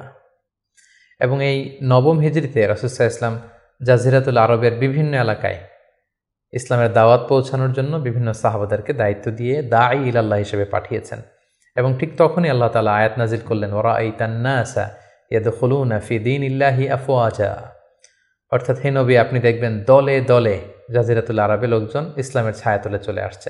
এবং সেটাই হলো, দলে দলে লোকজন ইসলাম ধর্ম গ্রহণ করতে লাগলো। দশম হিজরিতে রাসূল সাল্লাল্লাহু আলাইহি ওয়াসাল্লাম মুআয ইবনে জাবালকে আলী রাদিয়াল্লাহু তাআলা আনহুকে ইয়ামানে পাঠালেন, খালিদ বিন ওয়ালিদকে নাজরানে পাঠালেন। এবং দশম হিজরিতে রাসূল সাল্লাল্লাহু আলাইহি ওয়াসাল্লাম হজে বের হলেন। প্রায় লক্ষাধিক সাহাবাকে নিয়ে তিনি হজের জন্য গেলেন। সহিহ মুসলিমের বর্ণনা, জাবের রাদিয়াল্লাহু তাআলা আনহু বলেন, মদিনা থেকে জুলহুলাইফা থেকে হেরাম বেদে রাসূল সাল্লাল্লাহু আলাইহি ওয়াসাল্লাম যখন বেরোলেন, আমি তাকিয়ে দেখি ডানে হাজার হাজার সাহাবী, বায়ে হাজার হাজার সাহাবী, সামনে পেছনে হাজার হাজার মানুষ। যেখান দিয়ে যাচ্ছে লোকজন রাসূল সাল্লাল্লাহু আলাইহি ওয়াসাল্লামের কাফেলার সাথে হজের জন্য যুক্ত হচ্ছে। রাসূল সাল্লাল্লাহু আলাইহি ওয়াসাল্লামের এই হজটাকে বিদায় হজ বলা হয়। এবং এই বিদায় হজে তিনি একটা ঐতিহাসিক ভাষণ দিয়েছিলেন, যেটাকে বিদায় হজের ভাষণ বলা হয়। দিনটা ছিল জুমাবার। রাসূল সাল্লাল্লাহু আলাইহি ওয়াসাল্লাম তিনি আরাফার ময়দানে জিলহজ মাসের 9 তারিখে ঐতিহাসিক ভাষণ দিয়েছিলেন, এই বিদায় হজের ভাষণ, যেখানে তিনি জাহিলিয়াতকে কবর দিয়েছিলেন। জাহিলিয়াতের সবকিছু তিনি সেদিন ড্যামলিশ করেছিলেন। সুদকে তিনি পায়ের নিচে স্থান দিয়েছিলেন। এবং সেখানে তিনি মানবতার কথা বলেছেন, উইমেন রাইটসের কথা বলেছেন, নারী অধিকারের কথা, শ্রমিকদেরকে নিয়ে তিনি সেদিন কথা বলেছেন। সেখানে ভ্রাতৃত্বের কথা তিনি বলেছেন। সেখানে শিরকের বিরুদ্ধে তিনি আওয়াজ তুলেছেন। সেই ঐতিহাসিক বিদায় হজের ভাষণে তিনি মানুষদেরকে কল্যাণের পথে আহ্বান করেছেন। এবং তিনি বলেছেন আমিরের আনুগত্যের কথা।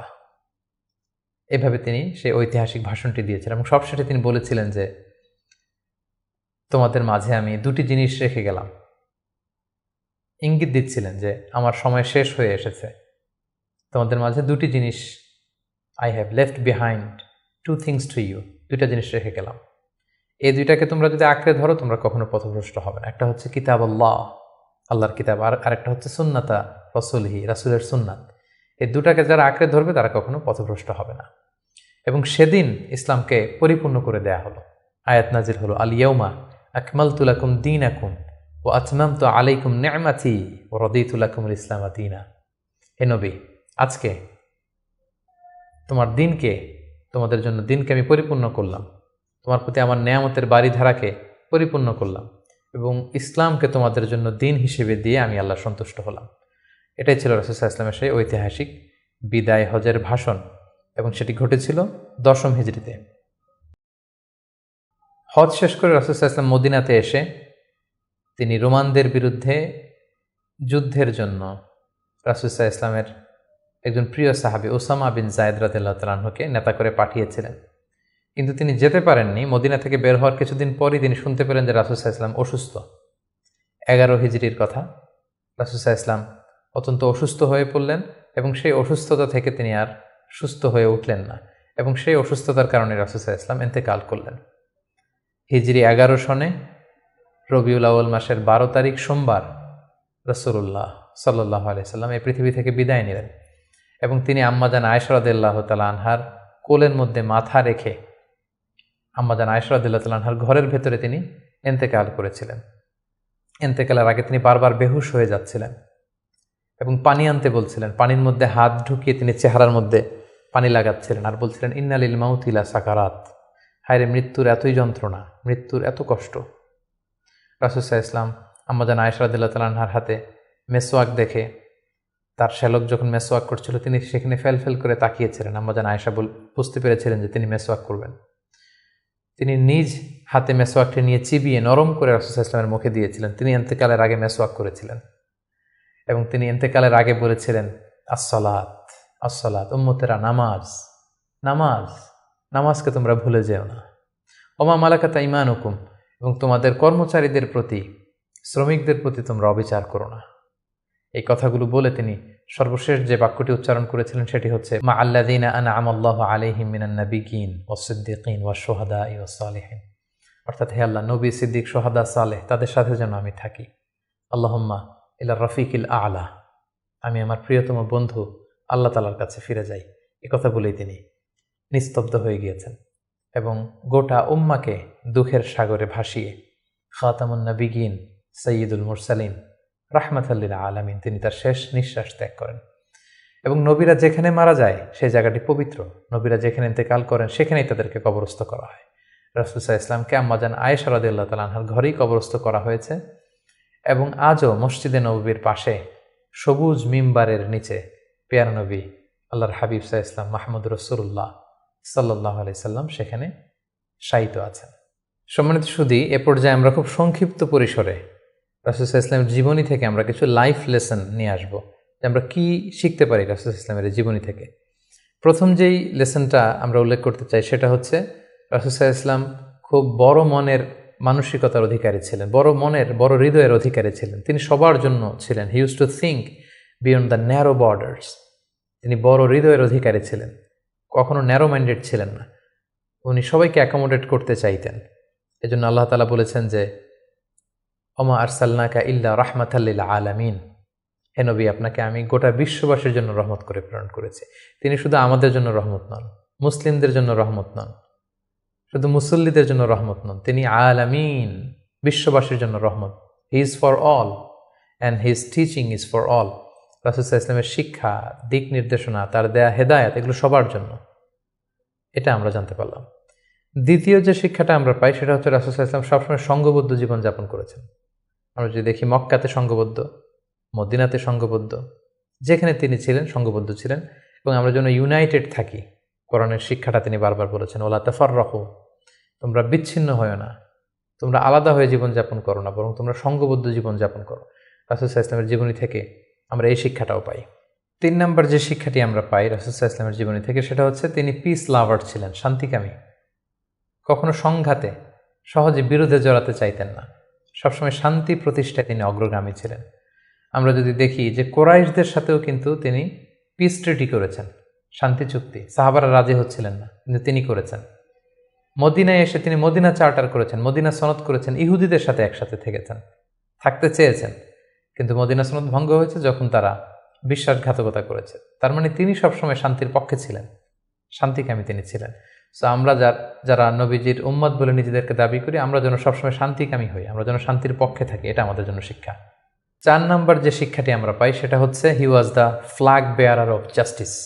তিনি সবসময় ন্যায় বিচারের পক্ষে ছিলেন, ন্যায়ের পতাকাবাহী ছিলেন, ন্যায় বিচারের পতাকাবাহী। সবসময় ন্যায় যেখানে, সত্য যেখানে, ইনসাফ যেখানে, জাস্টিস যেখানে, তিনি সেখানে। তার প্রমাণ আমরা দেখি 20 বছর বয়সে তিনি যখন যুবক, তখন তিনি হেলফুল ফুজুল নামে যুব সংঘ করেছেন। উদ্দেশ্য কী ছিল? যে মাল মাজলুম দিদ্দাল জালেম, আমরা সবসময় মাজলুমের পক্ষে থাকবো, জালেমের বিরুদ্ধে। কোনো জালেম যেন কোনো ব্যবসায়ীকে, ভিনদেশিকে, কাউকে যেন ঠকাতে না পারে, মাজলুমের পক্ষে লড়বার জন্য তিনি এটা করেছেন। তার মানে ইনসাফ, জাস্টিস, ন্যায় পরায়ণতার পক্ষে তিনি সবসময় কাজ করেছেন। সো আমরা যেন সবসময় ন্যায় পরায়ণতার পক্ষে থাকি, এটাই আমাদের জন্য শিক্ষা। 5 নম্বর যে ব্যাপারটা আমরা দেখি যে রাসূল সাল্লাল্লাহু আলাইহি ওয়াসাল্লামের পুরো জীবনীটা যদি আপনারা খেয়াল করেন, 40 বছর, তারপরে নবুয়তির 13 বছর, তারপর মদিনাতে 10 বছর, আমরা যদি দেখি যে সবসময় রাসূল সাল্লাল্লাহু আলাইহি ওয়াসাল্লাম একটা স্ট্রাগলের মধ্য দিয়ে গিয়েছেন।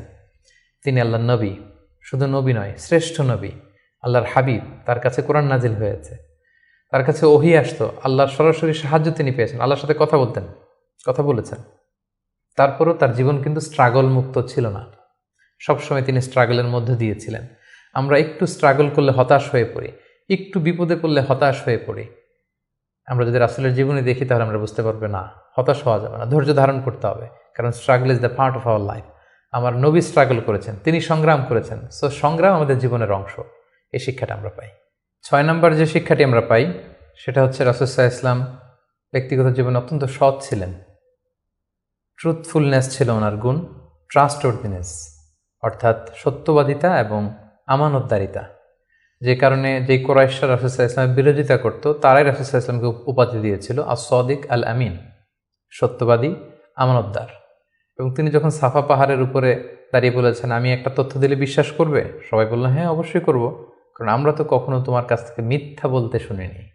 সুবহানাল্লাহ, চিন্তা করেন, নিজের জাতিগোষ্ঠীর এত বড় অ্যাকনোলেজমেন্ট, সবাই এক স্বরে বলে উঠলো, মা জাররাবনা আলাইকা ইল্লা সিদকা, সত্য ছাড়া মিথ্যা তো কখনো শুনিনি। যেদিন তিনি হিজরত করবেন সেদিন তিনি তার ঘরে রাসূল সাল্লাল্লাহু আলাইহি ওয়াসাল্লাম আলী রাদিয়াল্লাহু তাআলা আনহুকে রেখে গিয়েছিলেন। কেন? কারণ ওনার কাছে মক্কার অনেক লোকেরা আমানত রেখেছিল, সেই আমানতগুলো বুঝিয়ে দিতে আলী রাদিয়াল্লাহু তাআলা আনহুর 3 দিন সময় লেগেছিল। এত পরিমাণে ডিপোজিট ছিল, আমানতের বিভিন্ন জিনিসপত্র ছিল, সেগুলো আলী রাদিয়াল্লাহু তাআলা আনহু বুঝিয়ে দিয়ে তারপরে তিনি হিজরত করেছেন। কতটা আমানতদার ছিলেন আমাদের প্রিয় নবী। এবং ওনার এই ব্যবসায় আমানতদারিতায় মুগ্ধ হয়েই কিন্তু খাদিজা রাদিয়াল্লাহু তাআলা আনহা রাসূল সাল্লাল্লাহু আলাইহি ওয়াসাল্লামকে বিয়ের প্রস্তাব দিয়েছিলেন। সো তার উম্মত হিসেবে আমাদের উচিত সত্যবাদী, সৎ এবং আমানতদার হওয়ার চেষ্টা করা। 7 নম্বর যে শিক্ষাটি আমরা রাসূল সাল্লাল্লাহু আলাইহি ওয়াসাল্লামের জীবনী থেকে পাই সেটা হচ্ছে রাসূল সাল্লাল্লাহু আলাইহি ওয়াসাল্লামের একটা ফ্রেন্ডলি ইন্টারাকশন ছিল তার ফলোয়ারদের সাথে, good interaction with the followers. সাহাবীদের সাথে খুবই সুসম্পর্ক ছিল এবং সাহাবীরা কোনো পরামর্শ দিলে সেটা ভালো হলে তিনি আমলে নিতেন। আমরা যদি বদরের যুদ্ধের ঘটনাটা একটু রিভাইজ করি, আমরা দেখব যে মুসলিমরা যে এক জায়গায় তাঁবু গাড়ল, তখন হাব্বাব ইবনুল মুনযির রাদিয়াল্লাহু তাআলা আনহু বললেন, ইয়া রাসূলুল্লাহ, এখানে যে তাঁবু গাড়লেন এটা কি ওয়াহি না আপনার ডিসিশন? রাসূল সাল্লাল্লাহু আলাইহি ওয়াসাল্লাম বললেন যে না, আল্লাহ অর্ডার করেন, এটা আমার ডিসিশন। তিনি বললেন, না ইয়া রাসূলুল্লাহ, এখানে তাঁবু গাড়াটা ঠিক হয়নি, আমাদেরকে অবস্থান নিতে হবে ওই জায়গায়, ফলে বৃষ্টির পানি আমরা পাবো, কুয়ার পানি আমরা পাবো, আর মুশরিকরা, কুরাইশরা তারা পানি পাবে না, আমরা পানি পান করব, ওরা পানির অভাবে মারা যাবে যুদ্ধ ছাড়াই। রাসূল সাল্লাল্লাহু আলাইহি ওয়াসাল্লাম বললেন, তাই তো, চমৎকার আইডিয়া, তাহলে সেটাই করি, চলো চলো আমরা এখান থেকে যে হাব্বাব যেখানে বলেছে সেখানে তাঁবু গাড়ি। তার মানে কতটা ফ্রেন্ডলি একটা ইন্টারাকশন ছিল ফলোয়ারদের সাথে। আমরা যদি খন্দকের ঘটনাটা দেখি, যে বিশাল যে পরীক্ষা খনন করা হলো, এটা কিন্তু সালমান আল ফারিসি রাদিয়াল্লাহু তাআলা আনহুর পরামর্শে তিনি করেছিলেন। আমাদের অনেক লিডারদের মধ্যে একটা বসি ভাব থাকে, যে আমি সব জানি, আমার ফলোয়াররা কিছুই জানে না, আমার টিমের লোকেরা কিছুই জানে না। না, রাসূল সাল্লাল্লাহু আলাইহি ওয়াসাল্লাম এটা করতেন না। কারোর কাছ থেকে কোনো ভালো কনসালটেশন, কোনো পরামর্শ আসলে পলিসি মেকিংয়ে তাদের কথাও তিনি রাখতেন। সুবহানাল্লাহ, এটা একটা গুড লিডারের বৈশিষ্ট্য। 8 নাম্বার যে শিক্ষাটা আমরা পাই সেটা হচ্ছে রাসূল সাল্লাল্লাহু আলাইহি ওয়াসাল্লাম হেভিলি ফোকাসড ছিলেন তার মিশনে, এক্সট্রিমলি ফোকাসড রাসূল সাল্লাল্লাহু আলাইহি ওয়াসাল্লাম ছিলেন। সেই যে মক্কায় তিনি তাওহীদের বাণী প্রচার করতে শুরু করেছেন, রিসালাতের বাণী প্রচার করতে শুরু করেছেন, আখিরাতের কথা মানুষকে প্রচার করতে শুরু করেছেন, তার যে দাওয়াতের ফোকাস, এই ফোকাস থেকে কোনো প্রলোভন, কোনো লোভ, কোনো স্ট্রাগল, কোনো বিপদ রাসূল সাল্লাল্লাহু আলাইহি ওয়াসাল্লামকে এক চুল পরিমাণ নাড়াতে পারেনি। সো আমরা যদি জীবনে সফল হতে চাই, আমাদের ফোকাস ঠিক রাখতে হবে। ফোকাস থেকে আমরা নড়ে গেলে কিন্তু আমরা সফলতার দেখা পাবো না। 9 নম্বর যে শিক্ষাটা আমরা পাই, রাসূল সাল্লাল্লাহু আলাইহি ওয়াসাল্লামের কম্প্যাশনেট অ্যান্ড মার্সিফুল অ্যাটিটিউড। রাসূল সাল্লাল্লাহু আলাইহি ওয়াসাল্লামের এই দয়াদ্র মানসিকতায় অনেক শত্রু কিন্তু রাসূল সাল্লাল্লাহু আলাইহি ওয়াসাল্লামের বন্ধু হয়ে গিয়েছিল, ঈমান এনেছিল। আমরা দেখেছি মক্কা বিজয় যখন করেছিলেন, চাইলে পিষে মারতে পারতেন কুরাইশদেরকে, যারা বছরের পর বছর জন্মভূমি থেকে দূরে থাকতে বাধ্য করেছিল রাসূল সাল্লাল্লাহু আলাইহি ওয়াসাল্লামকে। রাসূল সাল্লাল্লাহু আলাইহি ওয়াসাল্লাম কী করলেন? বললেন যে না, লা তাসরিবা আলাইকুমুল ইয়াউম, কোনো প্রতিশোধ, হিংসা কিছু নেই, ক্ষমা করে দিলাম, যাও তোমরা স্বাধীন। এভাবে নানা ঘটনায় আমরা দেখেছি রাসূল সাল্লাল্লাহু আলাইহি ওয়াসাল্লাম তার অমীয় অনুপম চরিত্রের মাধ্যমে তিনি মানুষের মন জয় করেছেন। সো এই গুণাবলী যেন আমরা আমাদের মধ্যে ধারণ করবার চেষ্টা করি। সব শেষে আমরা যেই শিক্ষাটির কথা বলবো সেটা হচ্ছে succession management. A good leader produces good leaders. একজন ভালো নেতা শুধু ফলোয়ার তৈরি করে না, সে আরও নতুন নেতা তৈরি করে। রাসূল সাল্লাল্লাহু আলাইহি ওয়াসাল্লামের এই গুণাবলীটি কিন্তু ছিল। আমরা যদি দেখি রাসূল সাল্লাল্লাহু আলাইহি ওয়াসাল্লামের ইন্তেকালের পরে আমাদের লিডারশিপ নিয়ে কোনো ক্রাইসিস হয়নি, সেখানে দাঁড়িয়ে গিয়েছে আবু বকরকে আমরা রাদিয়াল্লাহু তাআলা আনহুকে আমরা আমাদের খলিফা বানিয়েছি। আবু বকর রাদিয়াল্লাহু তাআলা আনহুর ইন্তেকালের পরে ওমরে ফারুক আমাদের খলিফা হয়েছে, তারপরে উসমান, তারপরে আলী রাদিয়াল্লাহু তাআলা আনহু। তার মানে রাসূল সাল্লাল্লাহু আলাইহি ওয়াসাল্লাম এদেরকে কিন্তু সবসময় ডানে বায়ে, সামনে পেছনে, কাছে, নানা কাজে এঙ্গেজ করে নতুন নেতৃত্ব, নিউ লিডারশিপ কিন্তু তিনি তৈরি করেছিলেন। ফলে এই সাকসেশন ম্যানেজমেন্টে কিন্তু রাসূল সাল্লাল্লাহু আলাইহি ওয়াসাল্লাম সাকসেসফুল ছিলেন। এবং এখান থেকে আমরা যারা লিডারশিপ কোয়ালিটি আমাদের আছে, আমরা যেন নতুন লিডার তৈরি করে যেতে পারি উম্মার জন্য, এই শিক্ষাটি কিন্তু আমরা পাই। সম্মানিত সুধী, রাসূল সাল্লাল্লাহু আলাইহি ওয়াসাল্লামের জীবনের প্রতিটি স্টেপে, প্রতিটি পদক্ষেপে, প্রতিটি ঘটনা থেকে অসংখ্য অসংখ্য শিক্ষা আমাদের জন্য রয়েছে এবং বের করা সম্ভব। কিন্তু আজকের এক পর্বে এই সবগুলো শিক্ষা বা লেসন নিয়ে বা টিচিং নিয়ে আমাদের পক্ষে আলোচনা করা সম্ভব না। আমরা প্রফিট সিরিজের সর্বশেষ পর্বে আমরা এতটুকুই বলতে চাই যে আমরা এক পর্বে খুব সংক্ষিপ্ত পরিসরে এখানে উল্লেখ করলাম, আমরা কেবলমাত্র রাসূল সাল্লাল্লাহু আলাইহি ওয়াসাল্লামের সিরার উপর 50 পর্ব কিংবা 100 পর্বের একটা ধারাবাহিক সিরিজ করার প্রত্যাশা রাখি। আল্লাহ তাআলা আমাদেরকে তৌফিক দান করুক। সম্মানিত সুধী, রাসূল সাল্লাল্লাহু আলাইহি ওয়াসাল্লামের ফলোয়ার বা উম্মাহ হিসেবে আমাদের উচিত রাসূল সাল্লাল্লাহু আলাইহি ওয়াসাল্লামের আদর্শকে আমাদের জীবনে বাস্তবায়ন করা, তার প্রতি ভালোবাসার সর্বোচ্চ নমুনা পেশ করা, তার সম্মান আমাদের সম্মান। তাকে যখন গালি দেওয়া হয়, তার বিরুদ্ধে যখন কটু কথা বলা হয়, আমরা যেন তখন এটার প্রতিবাদ করি, লেখনীর মাধ্যমে, বক্তব্যের মাধ্যমে, একত্রিত হয়ে বিভিন্ন ইভেন্টস করার মাধ্যমে রাসূল সাল্লাল্লাহু আলাইহি ওয়াসাল্লামের রেখে যাওয়া শিক্ষা যেন আমরা আমাদের বাস্তব জীবনে কাজে লাগাই, আমরা যেন অন্যের কাছে পৌঁছাই, আমরা যেন সোশ্যাল মিডিয়াতে ছড়িয়ে দেই এবং রাসূল সাল্লাল্লাহু আলাইহি ওয়াসাল্লামের এই শিক্ষা যেন আমরা আমাদের অমুসলিম ভাই বোনদের কাছে পৌঁছাতে পারি। আমরা যেন রাসূল সাল্লাল্লাহু আলাইহি ওয়াসাল্লামকে আমাদের জীবনের চাইতে বেশি ভালোবাসতে পারি। আমরা যেন বেশি বেশি রাসূল সাল্লাল্লাহু আলাইহি ওয়াসাল্লামের প্রতি দুরূদ পড়ি, তার রেখে যাওয়া শিক্ষা এবং আদর্শ যেন আমরা মেনে চলতে পারি। আল্লাহ তাআলা আমাদের সবাইকে কথাগুলো বোঝার, আমল করার তৌফিক দান করুক। হাযা মা ইনদি ওয়াল ইলমু ইনদাল্লাহ আলাইহি তাওয়াক্কালতু ওয়া ইলাইহি উনীব। আসসালামু আলাইকুম ওয়া রাহমাতুল্লাহি ওয়া বারাকাতুহু।